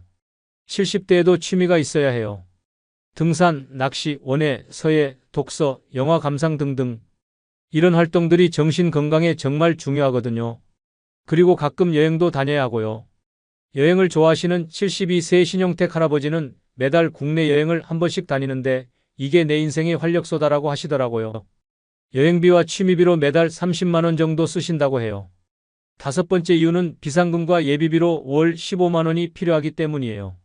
70대가 되면 예상치 못한 지출이 자주 생겨요. 갑작스러운 병원비, 장례비, 경조사비, 집 수리비 등등. 이런 것들에 대비해서 매달 조금씩이라도 비상금을 모아둬야 해요. 75세 이영자 할머니는 매달 10만 원씩은 비상금으로 따로 모아둔다고 하시더라고요. 나이가 들수록 예상 못한 일이 자주 생기니까요. 여섯 번째 이유는 자녀와 손자에 대한 여유로 월에 지출이 가능해야 하기 때문이에요. 이건 꼭 필요한 건 아니지만 있으면 정말 좋은 거예요. 자녀들이 어려울 때 도움을 줄 수 있고 손자들에게 용돈도 줄 수 있고 명절 때 선물도 할 수 있죠. 이런 것들이 가족관계를 더욱 돈독하게 만들어줘요. 손자들을 무척 아끼시는 77세 최병철 할아버지는 손자들 용돈 주는 게 내 인생의 가장 큰 기쁨이다라고 하시더라고요. 이렇게 계산해보면 80만 원 더하기 100만 원 더하기 30만 원 더하기 25만 원 더하기 15만 원, 총 250만 원이 나와요. 그리고 여기에 가족을 위한 여유까지 있으면 더 좋고요. 그럼 이제 실제로 월 소득 구간별로 70대 분들이 어떻게 사시는지 구체적으로 보여드리겠습니다. 먼저 월 100만 원 미만으로 사시는 분들의 이야기부터 들어보겠습니다. 서울 은평구에 사시는 76세 김순덕 할머니는 기초연금과 아르바이트를 합쳐서 월 90만 원 정도의 수입이 있어요. 정말 빠듯하게 사세요. 하루 일과를 보면 아침 6시에 일어나서 근처 아파트 청소 일을 하러 가세요. 오전 3시간 정도 일하고 받는 돈이 월 40만 원. 거기에 기초연금 50만 원을 합쳐서 90만 원이에요. 식사는 하루 2끼만 하세요. 아침은 거르고 점심은 집에서 간단하게 라면이나 김치찌개, 저녁도 집에서 해 드세요. 반찬은 주로 김치, 콩나물 무침, 시금치 같은 저렴한 것들로 해결하시고요. 병원은 정말 아프지 않으면 안 가세요. 병원비가 아까워서 웬만하면 참는다고 하시더라고요. 약국에서 파는 간단한 감기약이나 소화제로 버티시는 경우가 많아요. 외출도 거의 안 하세요. 교통비가 아까우시거든요. 친구들과의 만남도 한 달에 한두 번 정도만 하시고 그것도 집에서 만나서 차나 커피 정도만 마시세요. 김순덕 할머니가 하신 말씀이 정말 가슴 아팠어요. 젊을 때 고생해서 나이 들어서는 편하게 살 줄 알았는데 오히려 더 힘들어졌어요. 돈이 없으니까 아무것도 할 수 없어요. 이제 월 100만 원에서 150만 원 사이로 사시는 분들을 보겠습니다. 부산에 사시는 72세 박영수 할아버지는 국민연금과 부업을 합쳐서 월 130만 원 정도의 수입이 있어요. 앞에 할머니보다는 조금 나지만 여전히 제약이 많은 생활이에요. 하루 일과를 보면 아침에 일어나서 가벼운 운동을 하시고 오전에는 근처 마트에서 파트타임으로 일하세요. 오후에는 집에서 쉬시거나 가끔 경로당에 가시고요. 식사는 하루 3끼 다 하시지만 외식은 한 달에 한두 번 정도만 하세요. 주로 집에서 간단하게 해 드시는데 가끔 아내 생각이 날 때 혼자 밥 먹는 게 너무 서럽다고 하시더라고요. 병원은 아프면 가시지만 비급여 치료는 피하세요. 돈이 많이 들어가는 치료는 엄두를 못 낸다고 하시더라고요. 취미 활동도 제한적이에요. 등산을 좋아하시는데 멀리 가는 건 교통비 때문에 포기하시고 집 근처 산만 가세요. 친구들과 만나는 것도 부담스러워 하시고요. 박영수 할아버지는 그럭저럭 살만하지만 여유롭지는 않다고 하시더라고요. 가끔 여행도 가고 싶고 맛있는 것도 먹고 싶은데 돈이 없으니까 포기해야 해요. 이제 월 150만 원에서 200만 원 사이로 사시는 분들을 보겠습니다. 대구에 사시는 73세 이정숙 할머니는 국민연금과 개인연금을 합쳐서 월 170만 원의 수입이 있어요. 기본적인 생활에는 큰 어려움이 없어요. 하루 일과를 보면 아침에 일어나서 근처 공원에서 운동을 하시고 오전에는 집안일을 하시거나 마트에 장을 보러 가세요. 오후에는 복지관에서 하는 프로그램에 참여하시거나 친구들과 만나세요. 식사는 하루 3끼 다 제대로 하시고 일주일에 한두 번은 외식도 하세요. 주로 집 근처 한식당에서 백반이나 국밥 정도 드시고요. 병원도 아프면 바로 가세요. 기본적인 치료는 부담 없이 받으시지만 큰 수술이나 비싼 치료는 여전히 부담스러워 하세요. 취미 활동도 어느 정도 하세요. 복지관에서 하는 노래교실, 댄스 교실에 참여하시고 한 달에 한 번 정도는 친구들과 당일치기 여행도 가세요. 이정숙 할머니는 평범하게 살 수 있어서 감사하다고 하시면서도 좀 더 여유가 있으면 더 다양한 활동을 할 수 있을 텐데라고 아쉬워하시더라고요. 이제 월 200만 원에서 300만 원 사이로 사시는 분들을 보겠습니다. 이 구간부터는 정말 여유로운 생활이 시작돼요. 인천에 사시는 71세 최성민 할아버지는 공무원 연금과 개인연금을 합쳐서 월 260만 원의 수입이 있어요. 정말 활기찬 노후를 보내고 계세요. 하루 일과를 보면 아침에 일어나서 헬스장에서 운동을 하시고 오전에는 독서를 하시거나 온라인 강의를 들으세요. 오후에는 친구들과 만나거나 문화활동을 하시고요. 식사는 영양을 고려해서 다양하게 하세요. 외식도 일주일에 서너 번 하시고 가끔은 좋은 레스토랑에서 특별한 식사도 하세요. 병원도 예방 차원에서 정기적으로 가세요. 종합검진도 1년에 2번 받으시고 좋은 의료진에게 진료받는 것도 주저하지 않으세요. 취미 활동이 정말 다양해요. 등산, 사진, 여행, 독서, 영화 감상 등등. 매달 국내 여행을 한 번씩 가시고 1년에 한두 번은 해외여행도 가세요. 무엇보다 가족들에게 베풀 수 있어서 행복하다고 하세요. 자녀들이 어려울 때 도움도 주시고 손자들에게 용돈도 넉넉히 주시고 명절 때 가족 모임 비용도 대부분 부담하세요. 최성민 할아버지는 돈이 있으니까 마음도 여유롭고 하고 싶은 걸 다 할 수 있어서 정말 행복하다고 하시더라고요. 마지막으로 월 300만 원 이상으로 사시는 분들을 보겠습니다. 강남에 사시는 78세 김문호 할아버지는 연금과 부동산 임대 수입을 합쳐서 월 400만 원 정도의 수입이 있어요. 정말 자유롭고 풍요로운 노후를 보내고 계세요. 하루 일과를 보면 아침에 일어나서 개인 트레이너와 함께 운동을 하시고 오전에는 독서나 공부를 하세요. 오후에는 다양한 문화활동을 하시거나 사회봉사활동에 참여하세요. 식사는 영양사가 짜준 식단으로 집에서 드시거나 좋은 레스토랑에서 외식을 하세요. 건강에 좋은 유기농 식품만 드시고 영양제도 최고급으로 드세요. 병원은 최고의 의료진에게 정기적으로 관리를 받으세요. 예방의학 차원에서 다양한 검진을 받으시고 필요하면 비급여 치료도 주저없이 받으세요. 취미생활이 정말 화려해요. 골프, 여행, 미술, 음악 등등. 매달 해외여행을 가시고 골프도 일주일에 2~3번 치세요. 개인 취미생활비만 월 100만 원 넘게 쓰세요. 가족들에게도 정말 넉넉하게 베푸세요. 자녀들 집장만 할 때 도움도 주시고 손자들 교육비도 지원하시고 가족 여행 비용도 모두 부담하세요. 김문호 할아버지는 젊을 때 열심히 준비한 덕분에 나이 들어서 이렇게 여유롭게 살 수 있어서 정말 감사하다고 하시더라고요. 이렇게 5구간을 비교해보니까 어떠세요? 정말 극명한 차이가 나죠?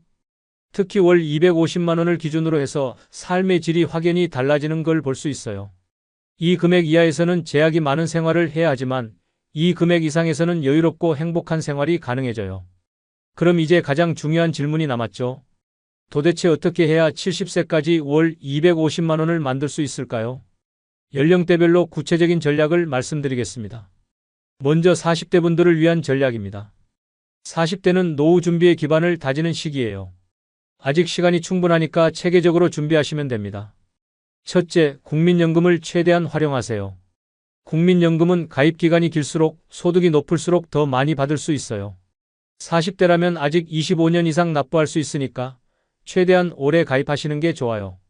만약 현재 월 200만 원 소득으로 25년간 국민연금을 납부한다면 70세부터 월 90만 원 정도를 받을 수 있어요. 이것만으로도 기본 생활비의 상당 부분을 커버할 수 있죠. 둘째, 퇴직연금을 제대로 관리하세요. 많은 분들이 퇴직연금에 대해 무관심한데 이건 정말 아까운 일이에요. 퇴직연금도 잘 관리하면 노후에 큰 도움이 돼요. 현재 월 200만 원 받는 직장인이 25년간 퇴직연금을 적립한다면 은퇴할 때 약 1억 원 정도 모을 수 있어요. 이를 연금으로 받으면 월 50만 원 정도 받을 수 있죠. 셋째, 개인연금에 가입하세요. 국민연금과 퇴직연금만으로는 부족하니까 개인연금으로 보완해야 해요. 연금저축펀드나 연금저축보험에 가입해서 매달 꾸준히 불입하세요. 월 50만 원씩 25년간 개인연금에 넣는다면 70세부터 월 60만 원 정도 받을 수 있어요. 세액공제 혜택도 있으니까 실제 부담은 더 적고요. 넷째, 주택연금을 준비하세요.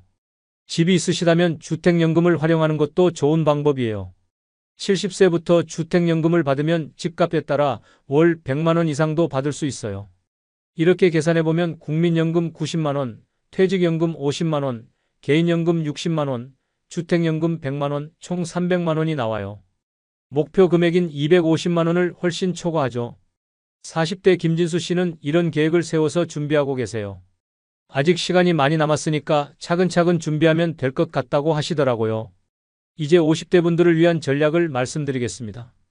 50대는 노후 준비의 마지막 골든타임이에요. 이 시기를 놓치면 준비가 어려워지니까 집중적으로 준비해야 해요. 첫째, 국민연금 가입 기간을 최대한 늘리세요. 국민연금은 가입 기간이 1년 늘어날 때마다 연금액이 상당히 늘어나요. 가능하다면 70세까지 일하면서 국민연금을 납부하는 것도 고려해 보세요. 둘째, 개인연금 불입액을 늘리세요. 50대는 소득이 가장 높은 시기니까 이때 개인연금에 많이 넣어두는 게 좋아요. 연간 700만 원까지 세액공제를 받을 수 있으니까 최대한 활용하세요. 셋째, 부동산 투자를 신중하게 검토해 보세요. 50대라면 부동산 투자 경험도 어느 정도 있을 테니까 임대 수익을 낼 수 있는 부동산에 투자하는 것도 고려해 볼 만해요. 다만 위험성도 있으니까 신중하게 결정하세요. 넷째, 건강에 투자하세요. 50대부터는 건강관리가 정말 중요해요. 병원비로 돈이 많이 나가면 노후 준비에 차질이 생기니까 미리미리 건강을 챙기는 게 중요해요. 50대 중반인 박현숙 씨는 이제 정말 노후 준비에 집중해야 할 때라는 걸 느낀다고 하시더라고요. 젊을 때 놓친 부분들을 이때라도 만회해야겠다고 다짐하시고 계세요. 마지막으로 60대 분들을 위한 전략을 말씀드리겠습니다. 60대는 은퇴 직전의 최종 점검 시기예요. 이미 준비가 많이 되어 있어야 하지만 부족한 부분이 있다면 마지막으로 보완해야 해요. 첫째, 현재까지 준비된 연금액을 정확히 계산해 보세요. 국민연금, 퇴직연금, 개인연금, 주택연금 등을 모두 합쳐서 70세부터 얼마를 받을 수 있는지 확인하세요. 둘째, 부족한 부분은 일시불로 보완하세요. 만약 목표 금액에 부족하다면 퇴직금이나 부동산 매각 자금으로 개인연금에 일시불로 넣는 것도 방법이에요. 셋째, 생활비를 줄이는 방법을 찾아보세요. 70대에는 지금보다 생활비가 줄어들 수 있어요. 자녀들이 독립하고 집도 작은 곳으로 옮기면 고정비를 많이 줄일 수 있거든요. 넷째, 건강한 노후를 위한 마지막 준비를 하세요. 70대에 건강하게 지낼 수 있도록 지금부터 운동하고 식단 관리를 하세요. 건강하면 의료비도 절약할 수 있어요. 63세 이병철 씨는 이제 은퇴가 코앞이니까 마지막 점검을 하고 있다고 하시더라고요. 다행히 목표 금액은 달성할 수 있을 것 같다고 안도하시면서도 건강관리에 더 신경 써야겠다고 하시더라고요. 그런데 혹시 지금까지 준비를 못하셨거나 부족하신 분들은 어떻게 해야 할까요? 포기하지 마세요. 늦었다고 생각할 때가 가장 빠른 때예요. 첫 번째 방법은 연금저축에 추가로 가입하는 거예요. 나이가 많아도 연금저축에는 가입할 수 있어요. 비록 기간이 짧더라도 조금이라도 준비하는 게 좋아요. 두 번째 방법은 주택연금을 적극 활용하는 거예요. 집이 있으시다면 주택연금만으로도 상당한 연금을 받을 수 있어요.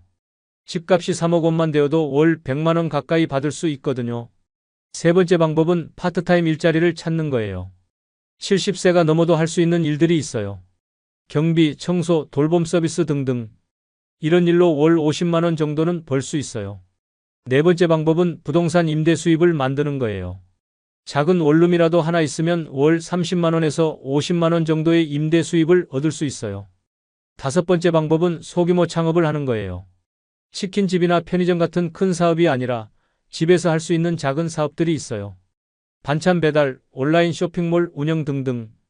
68세에 처음 노후 준비를 시작한 최영희 할머니는 늦었다고 생각했는데 주택연금과 파트타임 일로 월 200만 원 정도는 만들 수 있게 되었다고 하시더라고요. 이제 마무리를 하겠습니다. 오늘 말씀드린 내용을 정리해보면 이렇습니다. 첫째, 70대에 행복하게 살려면 월 250만 원 정도는 있어야 해요. 이 금액이 있어야 경제적 걱정 없이 여유롭고 당당한 노후를 보낼 수 있어요. 둘째, 이 금액은 의료비 80만 원, 생활비 100만 원, 사회활동비 30만 원, 취미비 25만 원, 비상금 15만 원으로 구성돼요. 셋째, 월 소득에 따라 70대의 삶의 질이 정말 크게 달라져요. 월 250만 원이 행복한 노후의 기준선이라고 할 수 있어요. 넷째, 연령대별로 체계적으로 준비하면 충분히 달성 가능한 목표예요. 40대부터 준비하시면 여유있게 달성할 수 있고 50대, 60대에 시작해도 늦지 않아요. 다섯째, 준비가 부족해도 포기하지 마세요. 주택연금, 파트타임 일자리, 소규모 창업 등으로 보완할 수 있어요. 현재 나이별로 체크리스트를 만들어 보겠습니다. 40대라면 국민연금 가입 확인, 퇴직연금 관리 시작, 개인연금 가입, 건강관리 시작. 이 네 가지를 체크하세요. 50대라면 국민연금 추가 납부 검토, 개인연금 불입액 증액, 부동산 투자 검토, 건강검진 정기화. 이 네 가지를 체크하세요. 60대라면 총 연금액 계산, 부족분 보완 계획, 생활비 전략 방안 마련, 건강관리 강화. 이 네 가지를 체크하세요. 준비 과정에서 피해야 할 실수들도 알려드릴게요. 첫째, 너무 보수적으로만 투자하지 마세요.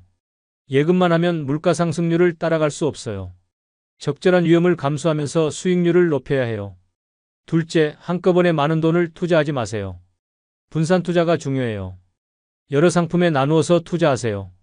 셋째, 단기간에 큰 수익을 노리지 마세요. 노후 준비는 장기적인 관점에서 꾸준히 해야 해요. 넷째, 보험만으로 노후를 준비하려고 하지 마세요. 보험은 보장이 목적이지 투자가 목적이 아니에요. 다섯째, 자녀들에게만 의존하려고 하지 마세요. 자녀들도 자녀들 생활이 있어요. 본인이 준비해야 해요. 마지막으로 정말 중요한 이야기를 하나 더 하겠습니다. 돈도 중요하지만 돈 이외의 것들도 준비해야 해요. 건강이 가장 중요해요. 아무리 돈이 많아도 건강하지 않으면 행복할 수 없어요. 지금부터라도 운동하고 식단 관리를 하세요. 인간관계도 중요해요. 나이가 들수록 외로움이 가장 큰 적이 돼요. 좋은 친구들, 가족들과의 관계를 잘 유지하세요. 취미나 관심사도 필요해요.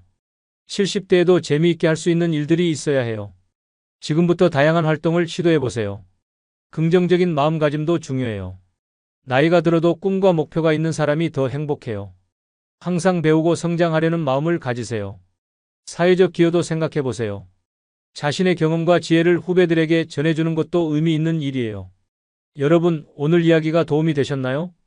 70대에 월 250만 원이 있으면 정말 여유롭고 행복한 노후를 보낼 수 있어요. 이는 결코 불가능한 목표가 아니에요. 지금부터라도 체계적으로 준비하시면 충분히 달성할 수 있어요. 중요한 건 미루지 않고 지금 바로 시작하는 거예요. 40대든 50대든 60대든 지금이 가장 좋은 시작 시점이에요. 그리고 혼자서 준비하기 어려우시면 전문가의 도움을 받으세요. 은행, 보험회사, 증권회사 등에서 무료 상담을 해줘요. 자신의 상황에 맞는 구체적인 계획을 세우는 게 중요해요.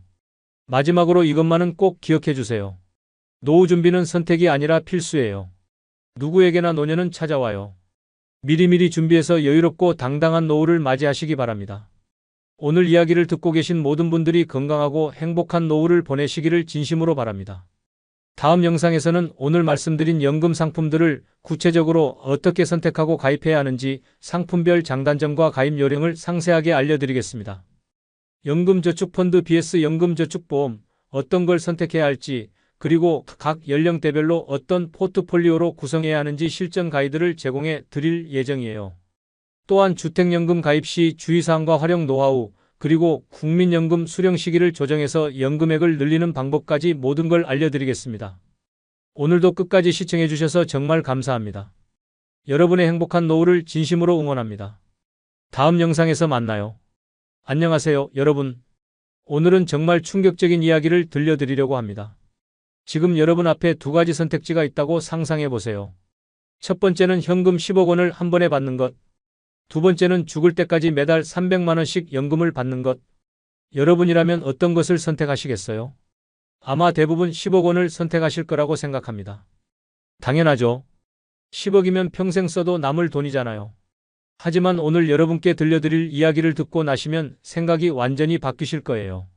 실제로 70세가 넘은 두 분을 만나서 인터뷰를 해봤는데 10억 원을 가진 분은 매일 밤잠을 못 자고 계시고 월 300만 원 연금을 받는 분은 매일이 행복하다고 하시더라고요.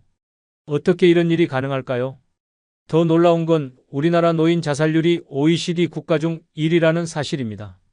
그런데 여기에 숨겨진 충격적인 진실이 하나 있어요. 가난해서 자살하는 노인분들보다 목돈을 많이 가진 노인분들이 더 불행하다는 연구 결과가 나왔다는 거예요. 이게 대체 무슨 말일까요? 돈이 많으면 행복해야 하는 거 아닌가요? 그런데 왜 많은 전문가들이 이 세상에서 가장 위험한 돈은 노년의 목돈이다라고 경고하고 있을까요? 오늘 여러분께는 이 놀라운 현상의 7가지 이유를 상세하게 알려드리겠습니다. 그리고 여러분의 노후 자산을 어떻게 준비해야 정말 행복한 노년을 보낼 수 있는지 그 구체적인 방법까지 제시해 드릴게요. 지금부터 들려드릴 실제 사례들은 모두 제가 직접 만나뵌 분들의 이야기입니다. 이 이야기를 끝까지 들으시면 여러분의 노후 준비 방식이 완전히 달라질 거예요. 그럼 지금 시작해 보겠습니다. 먼저 우리나라 노후 준비의 현실부터 살펴보겠습니다. 사실 이 문제의 뿌리는 우리가 노후 자산을 어떻게 구성하고 있는지에서 시작됩니다. 통계청 자료를 보면 우리나라 가계 자산에서 부동산이 차지하는 비중이 무려 78%에 달합니다. 이는 선진국 중 최고 수준이에요. 반면 연금이 차지하는 비중은 고작 10.8%에 불과합니다. 이게 어떤 의미인지 설명해 드릴게요. 독일의 경우 연금 비중이 45%, 미국은 38%입니다. 일본도 28%예요. 우리나라만 유독 10.8%로 현저히 낮은 거죠. 더 심각한 건 나이가 들수록 이 부동산 비중이 더 늘어난다는 거예요. 60대는 80%, 70대 이상은 85%까지 올라갑니다. 이게 무엇을 의미하는지 아시겠어요? 자산은 엄청나게 많은데 정작 매달 쓸 수 있는 현금은 없다는 뜻입니다. 이를 전문가들은 유동성 빈곤이라고 부릅니다. 강남에 10억짜리 아파트가 있어도 정작 생활비는 월 50만 원밖에 없는 상황인 거죠. 부동산을 팔면 되지 않느냐고 생각하실 수도 있지만 현실은 그렇게 간단하지 않아요. 일단 팔려면 시간이 오래 걸리고 세금과 수수료도 만만치 않습니다. 게다가 팔고 나면 살 곳이 없어지죠. 반면 독일이나 미국 같은 나라는 어떨까요? 이들 나라의 노인분들은 집은 임대로 살면서 매달 충분한 연금을 받아 여유롭게 생활하고 계세요. 돈 걱정 없이 여행도 다니고 취미 생활도 하고 손자들에게 용돈도 넉넉히 주면서 말이죠. 이제 실제 사례를 통해 목돈과 연금의 차이를 생생하게 보여드리겠습니다. 서울 강남구에 사시는 올해 72세 김영수 할아버지 이야기부터 들어보겠습니다. 이분은 대기업에서 임원으로 근무하시다가 퇴직하신 후 퇴직금과 부동산을 처분한 돈을 합쳐 현금 8억 원을 보유하고 계세요. 처음에는 정말 기분이 좋으셨다고 해요. 이제 돈 걱정은 없겠구나 생각하셨거든요. 그런데 몇 달이 지나면서 이상한 현상이 나타나기 시작했어요. 매일 밤 잠이 안 오기 시작한 거예요. 천장을 보면서 이 돈을 어떻게 지켜야 할까?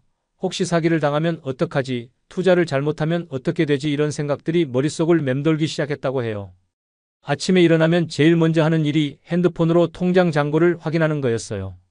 요즘 보이스피싱이나 해킹으로 통장에서 돈이 빠져나가는 뉴스를 자주 보잖아요. 그런 뉴스를 볼 때마다 가슴이 철렁 내려앉으셨다고 해요.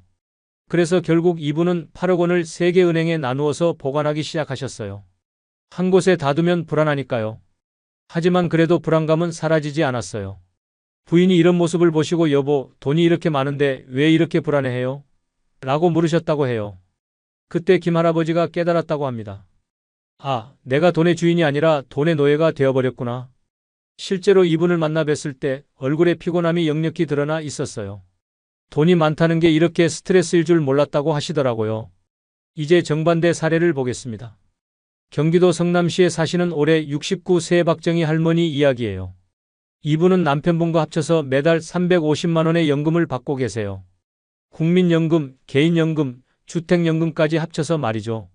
통장에는 생활비 정도만 들어있어요. 그런데 전혀 불안하지 않다고 하세요. 왜냐하면 매달 말이면 또 350만 원이 들어오니까요. 이분 말씀이 인상적이었어요. 마치 직장 다닐 때처럼 월급날이 기다려져요. 매달 말이 되면 설레고 통장에 돈이 들어오면 이번 달에는 뭘 하며 보낼까 하는 즐거운 고민을 하게 돼요. 그래서 남편분과 함께 매달 여행도 다니시고 손자들이 오면 용돈도 넉넉하게 주신다고 해요. 통장 잔고 걱정할 필요가 없으니까 오히려 마음껏 돈을 쓸 수 있어요 라고 하시더라고요. 두 분의 차이가 느껴지시나요? 똑같은 노후 자산인데 하나는 스트레스의 원인이 되고 하나는 행복의 원천이 되는 거예요. 이제 더 심각한 문제들을 살펴보겠습니다. 목돈이 가져오는 두 번째 문제는 바로 인간관계의 파괴입니다. 부산에 사시는 올해 75세 이명자 할머니의 이야기를 들어보겠습니다. 이분은 남편분이 돌아가신 후 현금 6억 원 정도를 상속받으셨어요.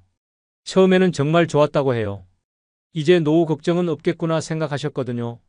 그런데 문제는 이 사실이 주변 사람들에게 알려지면서 시작되었어요. 먼저 큰아들이 찾아왔어요. 어머니, 제가 이번에 치킨집을 열려고 하는데 돈을 좀 빌려주세요. 꼭 갚을게요. 처음에는 아들이니까 도와줘야겠다고 생각하고 3천만 원을 빌려주셨어요. 그런데 이게 시작이었어요. 친여동생도 찾아왔어요. 언니, 우리 아이가 이번에 유학을 가는데 돈이 좀 부족해요. 좀 도와주세요. 또 2천만 원을 빌려주셨죠. 더 놀라운 건 10년 넘게 연락도 안 했던 친구들이 갑자기 찾아오기 시작한 거예요. 옛날 생각도 나고 해서 오랜만에 얼굴도 보고 싶고 이런 핑계로 찾아와서는 결국 돈 이야기를 꺼내는 거예요. 이명자 할머니는 결국 우울증 약을 드시기 시작하셨어요. 내가 돈이 있으니까 이렇게 오히려 힘들어졌어요. 돈을 지키려다가 건강을 잃을 것 같아요 라고 하시더라고요. 이제 반대 사례를 보겠습니다. 인천에 사시는 올해 71세 최영호 할아버지는 국민연금과 주택연금을 합쳐 월 310만 원 정도를 받고 계세요. 혼자 사시는데도 크게 걱정이 없다고 하세요. 만약에 내가 몸이 아파도 치매에 걸려도 이 돈이 꼬박꼬박 들어오니까 내가 특별히 뭘 하지 않아도 나를 지켜주는 수호천사 같아요 라고 말씀하시더라고요. 그리고 무엇보다 중요한 건 사람들이 이분에게 돈을 달라고 하지 않는다는 거예요. 월 310만 원 받는다고 해봤자 본인 생활비로도 빠듯하다는 걸 다들 아니까요. 대신 주변 사람들이 형님 건강하게 오래 사세요라고 진심으로 말해준다고 해요. 이분의 연금이 계속 나오려면 건강하게 오래 사셔야 하니까요. 여기서 중요한 차이점을 발견할 수 있어요. 목돈은 내가 지켜야 하는 부담이지만 연금은 나를 지켜주는 보호막이라는 거예요. 이제 세 번째 문제를 살펴보겠습니다. 목돈과 연금이 인생을 바라보는 관점에 미치는 영향이에요. 제주도로 은퇴 이주를 하신 두 분의 이야기를 들어보겠습니다. 한 분은 목돈 8억 원을 가지고 계시고 한 분은 매달 300만 원의 연금을 받고 계세요. 먼저 강대성 사장님 이야기입니다. 이분은 올해 68세이고 건설업을 하셨어요. 한때 많이 버실 때는 통장에 50억 가까이 있었다고 해요. 그런데 여러 가지 이유로 사업이 안 되면서 50억을 다 날리고 4년 전에 8억 원을 들고 제주도로 내려오셨어요. 이분이 모임에 나가시면 항상 하시는 말씀이 있어요. 내가 말이야, 왕년에는 서울에 건물도 가지고 있었고 주식으로 10억도 벌었고 통장에 50억도 들어있었어. 이런 과거 이야기만 계속하신다고 해요. 주변 분들이 지겨워한다는 걸 아시면서도 자꾸 과거 얘기를 하게 된다고 하세요. 지금이 초라하게 느껴지고 미래가 불안하니까 자꾸 과거 얘기를 하게 돼요라고 솔직하게 말씀하시더라고요. 이제 정미선 선생님 이야기를 들어보겠습니다. 이분은 올해 70세이고 평생 초등학교 교사로 근무하셨어요. 지금 국민연금과 개인연금을 합쳐서 월 320만 원 정도 나오고 있어요. 이분은 항상 미래 이야기를 하세요. 75세가 되면 스페인 산티아고 순례길을 걸을 거야. 80세가 되면 내 인생 자서전을 쓸 거야. 85세가 되면 손자랑 유럽 여행을 갈 거야. 이런 식으로 구체적인 꿈과 계획을 가지고 계세요. 같은 제주도에 사시는 두 분인데 한 분은 과거에 매달려 있고 한 분은 미래를 향해 달려가고 있어요. 이 차이가 어디서 올까요? 목돈을 가진 분은 이 돈이 줄어들면 어떡하지라는 불안감 때문에 새로운 도전을 하기 어려워요. 돈을 쓰는 것 자체가 부담이 되니까요.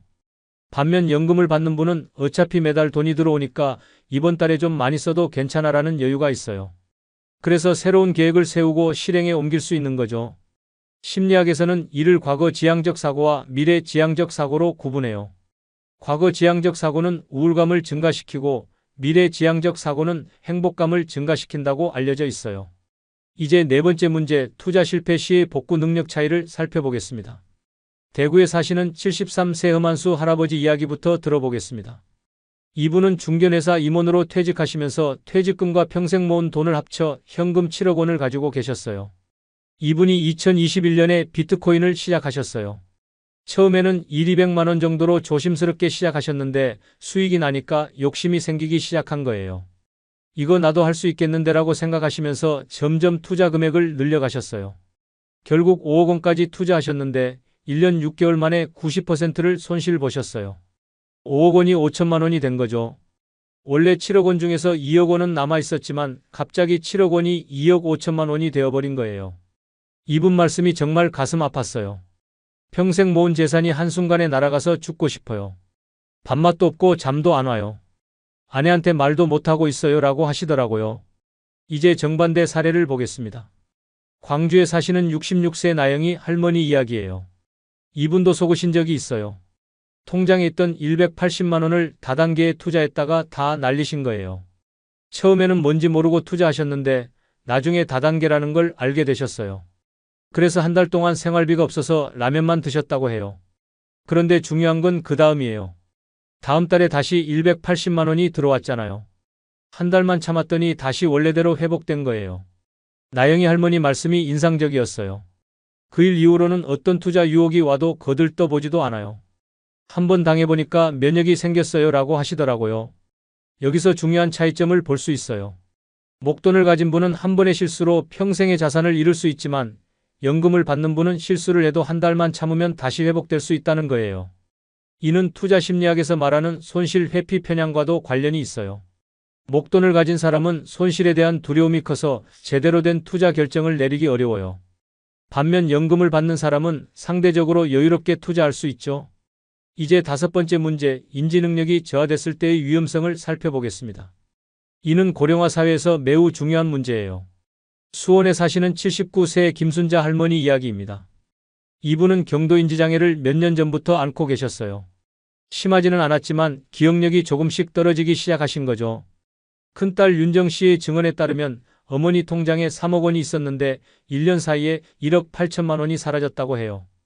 어디에 쓰셨냐고 여쭤봤더니 몰라, 기억이 안 나라고 하시더래요. 나중에 알고 보니 건강식품을 파는 사람들한테 같은 제품을 수십 개씩 사셨던 거예요. 방구석에 비슷한 건강식품들이 한가득 쌓여 있었다고 해요. 이게 경도인지장애나 치매 초기에 나타나는 전형적인 증상이에요. 판단력이 떨어지면서 같은 물건을 반복해서 사거나 비싼 물건을 충동적으로 구매하게 되는 거죠. 통계청 자료에 따르면 우리나라 65세 이상 인구 중 약 10%가 치매를 앓고 있다고 해요. 그리고 경도인지장애까지 포함하면 그 비율은 더 높아져요. 이제 대전에 사시는 77세 오명식 할아버지 이야기를 들어보겠습니다. 이분도 경도인지장애가 조금 있으셨어요. 큰아들 준호 씨의 말에 따르면 아버님이 기억력이 점점 떨어지면서 매달 돈을 많이 쓰기 시작하셨다고 해요. 예전에는 정말 아껴 쓰셨는데 갑자기 돈을 많이 쓰기 시작하신 거죠. 똑같은 옷을 2벌, 3벌씩 사오실 때도 있고 필요 없는 물건들을 자꾸 사오신다고 해요. 그런데 다행인 건 아버님이 쓸 수 있는 돈이 매달 180만 원이 최대라는 거예요. 연금이니까요. 만약 통장에 몇적 원이 들어 있었다면 그 돈을 다 쓸 수도 있었을 텐데 연금이라서 피해가 제한적이었던 거죠. 준호 씨가 이런 말씀을 하시더라고요. 아버님이 돈을 많이 쓰셔도 한 달에 최대 180만 원이니까 관리하기가 수월해요. 만약 목돈이 있었다면 정말 큰일 날 뻔했어요. 이처럼 인지능력이 저하되었을 때 목돈은 통제할 수 없는 위험 요소가 되지만 연금은 자동으로 안전장치 역할을 해주는 거예요. 이제 여섯 번째 문제, 사회적 관계에 미치는 영향을 살펴보겠습니다. 서울 노원구에 사시는 박 어르신 이야기입니다. 이분은 땅을 판 돈 10억 원을 가지고 계셨어요. 그런데 이 사실을 주변에 얘기하시면서 모든 사람이 알게 되었어요. 목돈을 가지고 있으면 범죄의 타겟이 됩니다. 사기의 타겟이 되는 거죠. 실제로 많은 사기꾼들이 이분을 찾아왔다고 해요. 결국 어떻게 됐을까요? 6개월 후 노인정에 나오지 않으셨어요. 알고 보니 10억 원 중 6억 원을 사기당하셨던 거예요. 한순간에 인생이 무너진 거죠. 이제 같은 노원구에 사시는 다른 어르신 이야기를 들어보겠습니다. 이분은 공무원으로 퇴직하시고 매달 250만 원 정도의 연금을 받고 계세요. 퇴직 후에 친구가 없어서 외로우셨는데 모임에 나가시게 되었어요. 그리고 매달 250만 원의 연금을 받는다는 걸 사람들이 알게 됐죠.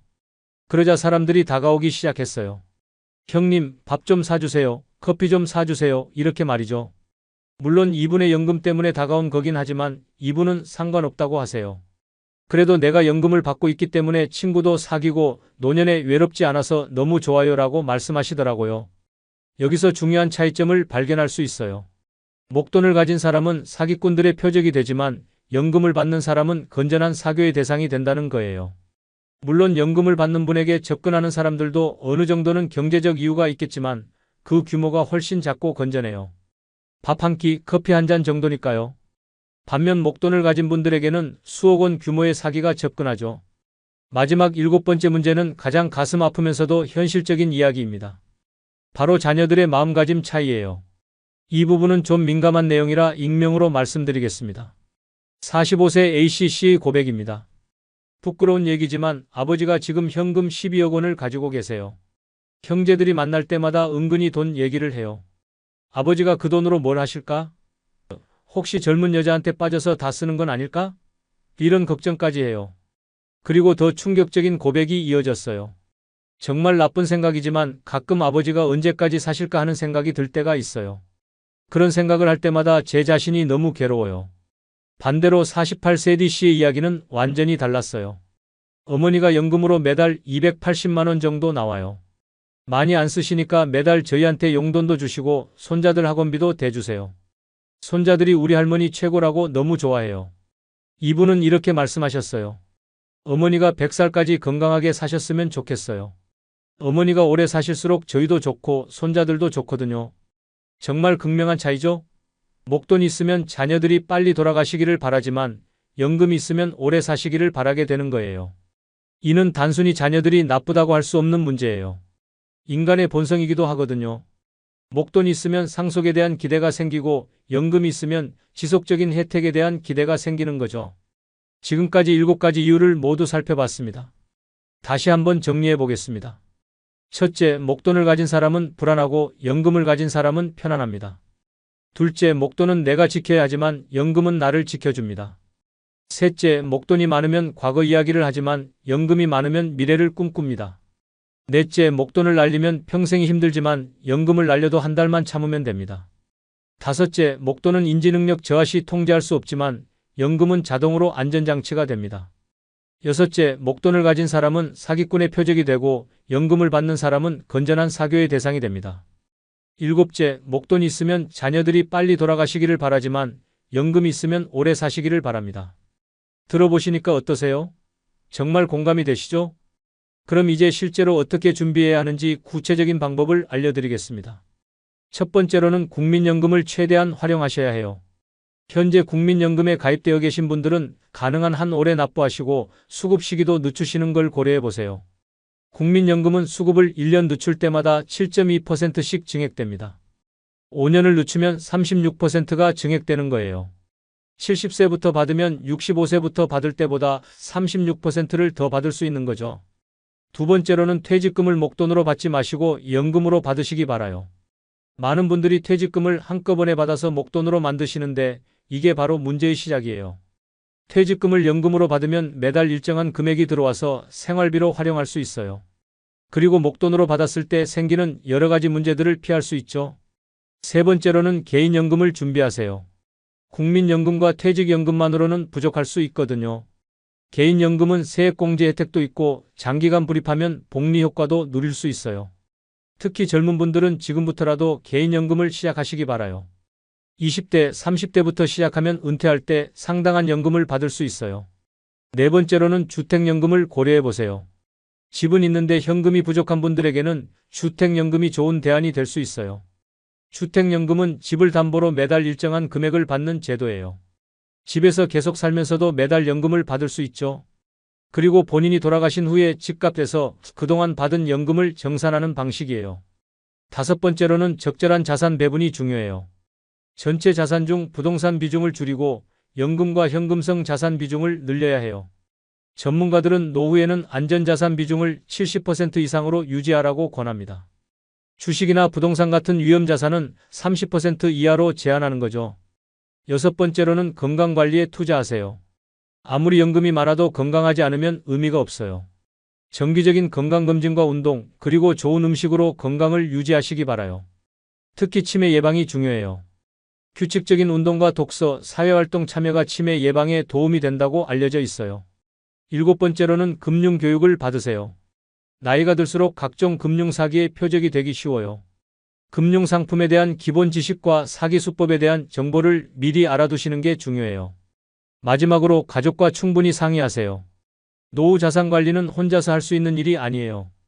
자녀들과 미리 상의해서 서로의 기대치를 맞춰두시는 게 좋아요. 특히 상속에 대한 계획도 미리 세워두세요. 목돈을 물려주는 것보다는 연금 형태로 물려주는 방법도 고려해 볼 만해요. 여러분, 오늘 이야기를 들으시면서 어떤 생각이 드셨나요? 목돈이 축복이 아니라 재앙이 될 수 있다는 사실에 놀라셨을 거예요. 그리고 연금이 단순히 돈이 아니라 인생을 바꾸는 힘이 있다는 것도 느끼셨을 거고요. 중요한 건 지금부터라도 늦지 않았다는 거예요. 아직 노후 준비가 안 되신 분들도 이미 목돈을 가지고 계신 분들도 지금부터 연금 중심으로 자산 구조를 바꿔나가시면 됩니다. 오늘의 핵심 메시지를 한 문장으로 정리하면 이거예요. 목돈은 당신이 지켜야 할 짐이지만 연금은 당신을 지켜주는 우산이다. 이 말씀을 꼭 기억해 주세요. 노후는 누구에게나 찾아오는 인생의 마지막 장입니다. 이 시기를 어떻게 보내느냐에 따라 우리 인생의 의미가 달라질 수 있어요. 목돈에 얽매여서 불안하고 초라한 노년을 보내실 것인가요? 아니면 연금으로 여유롭고 당당한 노년을 보내실 것인가요? 선택은 여러분의 몫입니다. 하지만 오늘 이야기를 들으신 여러분이라면 현명한 선택을 하실 거라고 믿어요. 저는 여러분 모두가 경제적 걱정 없이 행복한 노년을 보내시기를 진심으로 바랍니다. 그리고 그 첫걸음이 바로 연금 중심의 노후 설계라는 것을 잊지 마세요. 오늘 영상이 여러분의 노후 준비에 조금이라도 도움이 되었다면 좋겠습니다. 그리고 주변에 노후 준비를 하고 계신 분들이 있다면 오늘 이야기를 꼭 공유해 주세요. 우리 모두 함께 행복한 노년을 만들어가요. 다음 영상에서는 오늘 말씀드린 연금을 구체적으로 어떻게 준비할 수 있는지 연령대별, 소득별 맞춤 전략을 상세하게 알려드리겠습니다. 20대부터 50대까지 각 연령대에서 얼마씩 준비해야 하는지, 어떤 상품을 선택해야 하는지 실전 가이드를 제공해 드릴 예정이에요. 오늘도 끝까지 시청해 주셔서 정말 감사합니다. 여러분의 행복한 노후를 진심으로 응원합니다. 다음 영상에서 만나요. 안녕하세요, 여러분. 오늘 이 자리에 함께 해주셔서 진심으로 감사합니다. 잠깐, 혹시 이런 말 들어보신 적 있으신가요? 아버지, 이제 요양원 알아보시는 게 어떨까요? 충격적이게도 현재 우리나라 노인 10명 중 3명이 자녀로부터 이런 말을 듣고 있다고 합니다. 40년을 자식 뒷바라지로 살아온 부모가 정작 도움이 필요할 때는 짐 취급받는 현실. 정말 가슴 아프지 않으신가요? 하지만 오늘 여러분께 완전히 다른 이야기를 들려드리려고 합니다. 70세가 넘어서도, 아니 70세부터가 진짜 시작일 수 있다는 놀라운 이야기 말입니다.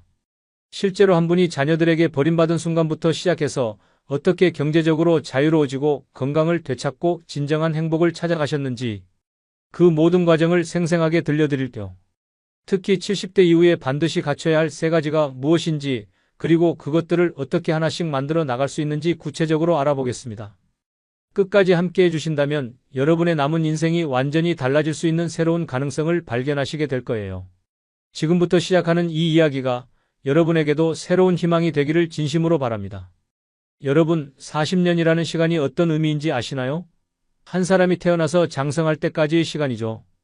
오늘 말씀드릴 분도 정확히 40년을 자녀들을 위해 살아오셨습니다. 이분을 김 선생님이라고 부르겠습니다. 김 선생님은 40대의 아내를 잃고 홀로 2 아들을 키우셨어요. 당시 상황을 상상해 보세요. 아내의 병원비로 바닥난 통장, 어린 2 아이, 그리고 앞이 보이지 않는 절망감. 하지만 김 선생님은 포기하지 않으셨습니다. 내가 고생해서라도 우리 애들은 떳떳하게 살아야 해. 이 한 가지 신념으로 매일 새벽 5시에 일어나 밤늦게까지 일하셨어요. 남들보다 2시간 먼저 나가서 남들보다 2시간 늦게 들어오는 생활. 월급이 모자라면 야간 경비까지 서가며 아이들 학원비를 마련하셨죠. 점심값을 아껴가며 모은 돈으로 대학 등록금을 냈고 결혼할 때는 아파트 전세금까지 지원해 주셨습니다. 정말 한 푼 한 푼이 피와 땀이었을 거예요. 그런데 그 모든 희생이 헛되지 않았다고 생각하셨어요. 왜냐하면 아들들이 훌륭하게 자라고 있었거든요. 큰아들은 공무원이 되어 아버지, 제가 이제 안정적인 직장 얻었어요 라고 말할 때 김 선생님의 가슴이 얼마나 뿌듯하셨을까요? 작은 아들도 작은 가게지만 열심히 운영하며 가족을 꾸려나가는 모습이 대견하셨다고 해요. 특히 큰아들이 첫 월급을 받고 작은 봉투를 내밀며 아버지, 이거 제가 번 돈이에요. 아버지 맛있는 거 사 드세요 라고 했을 때 그 순간의 감동을 어떻게 표현할 수 있을까요? 40년 고생이 보상받는 순간이었을 거예요. 작은 아들도 결혼할 때 아버지, 이제 제가 아버지 모실게요. 아버지 외롭게 안 살게 해드릴게요 라고 약속했어요. 김 선생님은 그때 생각하셨죠. 드디어 다 해냈구나. 이제야 조금은 편해질 수 있을까? 하지만 현실은 달랐습니다. 손자가 태어나자 밤낮 없이 아이를 돌봐달라는 부탁이 들어왔어요. 70대의 몸으로 기저귀를 갈고 새벽의 울음소리에 잠을 깨어 달래주고 허리가 쑤셔도 묵묵히 견디셨죠. 손자가 품에 안겨 웃어줄 때마다 행복하다고 생각하셨어요. 이제는 내 역할이 아버지에서 할아버지로 바뀌었구나. 그런데 어느 날 며느리에게서 예상치 못한 전화가 왔습니다. 아버지, 혹시 그동안 모아둔 돈 있으세요? 갑작스러운 질문에 당황하셨죠. 저희 아이 학원비가 좀 부족해서요. 아버지, 그동안 용돈 드린 거 모아놓으셨죠? 김 선생님은 솔직하게 대답하셨어요. 며느리야, 할아버지도 생활비가 필요해서 남은 돈이 없단다. 그러자 며느리의 목소리가 차갑게 변했어요. 아, 그렇구나. 아버님이 그러시면 어쩔 수 없지만. 그날 이후부터 분위기가 달라지기 시작했습니다. 전에는 하루에도 몇 번씩 연락하던 아들들이 점점 전화하는 횟수가 줄어들었어요. 손자를 봐달라는 부탁도 사라졌고 단순한 안부 전화조차 뜸해졌습니다. 처음엔 바쁜가 보다 하고 넘어가셨지만 명절에 만난 자녀들의 대화를 우연히 듣게 되면서 충격적인 사실을 알게 되셨어요. 부엌에서 설거지를 하시는데 거실에서 들려오는 소리가 귀에 들어왔어요. 아, 진짜 요즘 너무 힘들어. 아이 학원비에 대출 이자까지 돈 들어갈 데가 한두 군데가 아니야. 큰며느리의 한숨 섞인 목소리였어요. 그리고 이어진 큰아들의 말에 김 선생님의 손이 순간 멈췄습니다. 그러니까 아버지도 이제 좀 현실적으로 생각하셔야지. 솔직히 아버지가 여기 계속 계시는 것도 눈치 보이지 않아? 심장이 덜컥 내려앉으셨다고 해요. 하지만 더 충격적인 말이 계속 이어졌어요. 작은 며느리가 말했죠. 맞아요. 솔직히 말해서 아버지가 돈이 없는 게 말이 안 되잖아요. 그동안 저희가 드린 용돈이 얼마인데 모아둔 거 분명히 있을 텐데 왜 그렇게 없는 척 하시는지 모르겠어요. 작은 아들까지 가세했어요. 아버지도 이제 좀 철들으셔야 할 때예요. 솔직히 우리도 애 키우느라 힘든데 아버지까지 계속 모시기는. 그리고 마침내 결정타처럼 날아온 말. 그냥 요양병원 알아보는 게 어떨까요? 아버지도 또래분들과 지내시는 게 더 좋으실 거예요. 그 순간 김 선생님은 깨달으셨다고 해요. 나는 이 집에서 더 이상 필요 없는 존재가 되었구나. 더는 내 자식들에게 아버지가 아니라 짐이 되어버렸구나. 그날 밤 김 선생님은 한숨도 주무실 수 없으셨어요. 새벽까지 멍하니 천장을 바라보며 생각하셨어요. 평생을 자식들에게 바쳤는데 내가 아끼고 먹고 싶은 거 안 먹고 하고 싶은 거 다 참고 살았던 이유가 뭐였을까? 결국 이걸 들으려고 그렇게 살아온 건가? 그제야 진짜 깨달으셨다고 해요. 나는 내 인생을 완전히 잘못 살았다. 하지만 여기서 포기하지 않으셨어요. 그날 밤 김 선생님은 결심하셨습니다. 이제부터는 나를 위해 살겠다. 그리고 이 결심이 그분의 남은 인생을 완전히 바꿔놓았습니다. 다음날 아침 거울 속 자신의 모습을 바라보셨어요. 얼굴에는 깊은 주름이 자리 잡았고 등은 구부정하게 굽어 있었어요. 평생 가족을 위해 살았지만 정작 내 삶에는 아무것도 남지 않았다는 사실이 뼛속까지 서늘하게 다가왔다고 해요. 이대로는 안 된다. 70세라도 늦지 않았다. 김 선생님은 작게라도 내 힘으로 돈을 벌기로 결심하셨어요. 하지만 현실은 냉정했죠. 70세 노인을 고용할 곳을 찾기가 쉽지 않았어요. 그런데 그때 문득 아주 오래전 아내가 했던 말이 떠올랐다고 해요. 여보, 우리 고향 산 밑에 있는 그 밭만은 절대 팔지 마. 언젠가 큰 돈이 될 거야. 여러분, 때로는 인생에서 가장 절망적인 순간에 기적 같은 일이 일어나기도 합니다. 김 선생님에게도 그런 순간이 찾아왔어요. 아내가 떠난 후 시골 고향에 조그맣게 남겨둔 밭이 하나 있었어요. 아내는 늘 이 땅만은 언젠가 값어치가 오를 거야 라고 말씀하셨지만 김 선생님은 그 말을 크게 신경 쓰지 않으셨어요. 그저 시골 밭 하나 남겨놓은 게 무슨 의미가 있겠냐고 생각하셨거든요. 아이들 키우랴, 생활비 대랴, 정신없이 살다 보니 그 땅은 머릿속에서조차 사라진 지 오래였어요. 그런데 이상하게도 아내의 그 말이 떠오른 순간 마음속에서 이상한 예감이 들었다고 해요. 김 선생님은 서둘러 고향 이장님께 전화를 거셨어요. 이장님, 혹시 40년 전에 아내가 사둔 밭이 있는데요. 이장님은 주소를 묻더니 갑자기 목소리가 변했어요. 어이고, 김씨 아저씨. 그 땅 지금 내놓으실 생각 있어요? 네. 왜요? 아저씨 땅이요. 지금 신도시 개발구역에 포함됐거든요. 순간 핸드폰을 꽉 쥔 손에 힘이 들어갔다고 해요. 그게 무슨 말이에요? 그 지역이 지금 KTX역 건설과 신도시 개발 계획에 들어가면서 보상금이 엄청나게 올라갔어요. 현재 시세로 보면 아저씨가 상상하시는 그 이상입니다. 믿을 수 없으셨어요. 김 선생님은 서둘러 직접 땅을 보러 가셨어요. 몇 년 전만 해도 허허벌판이었던 그곳이 이제는 새로 지어진 도로와 아파트 단지들로 가득 차 있었어요. 그제야 현실을 실감하셨다고 해요. 아내가 남긴 이 작은 땅이 내 인생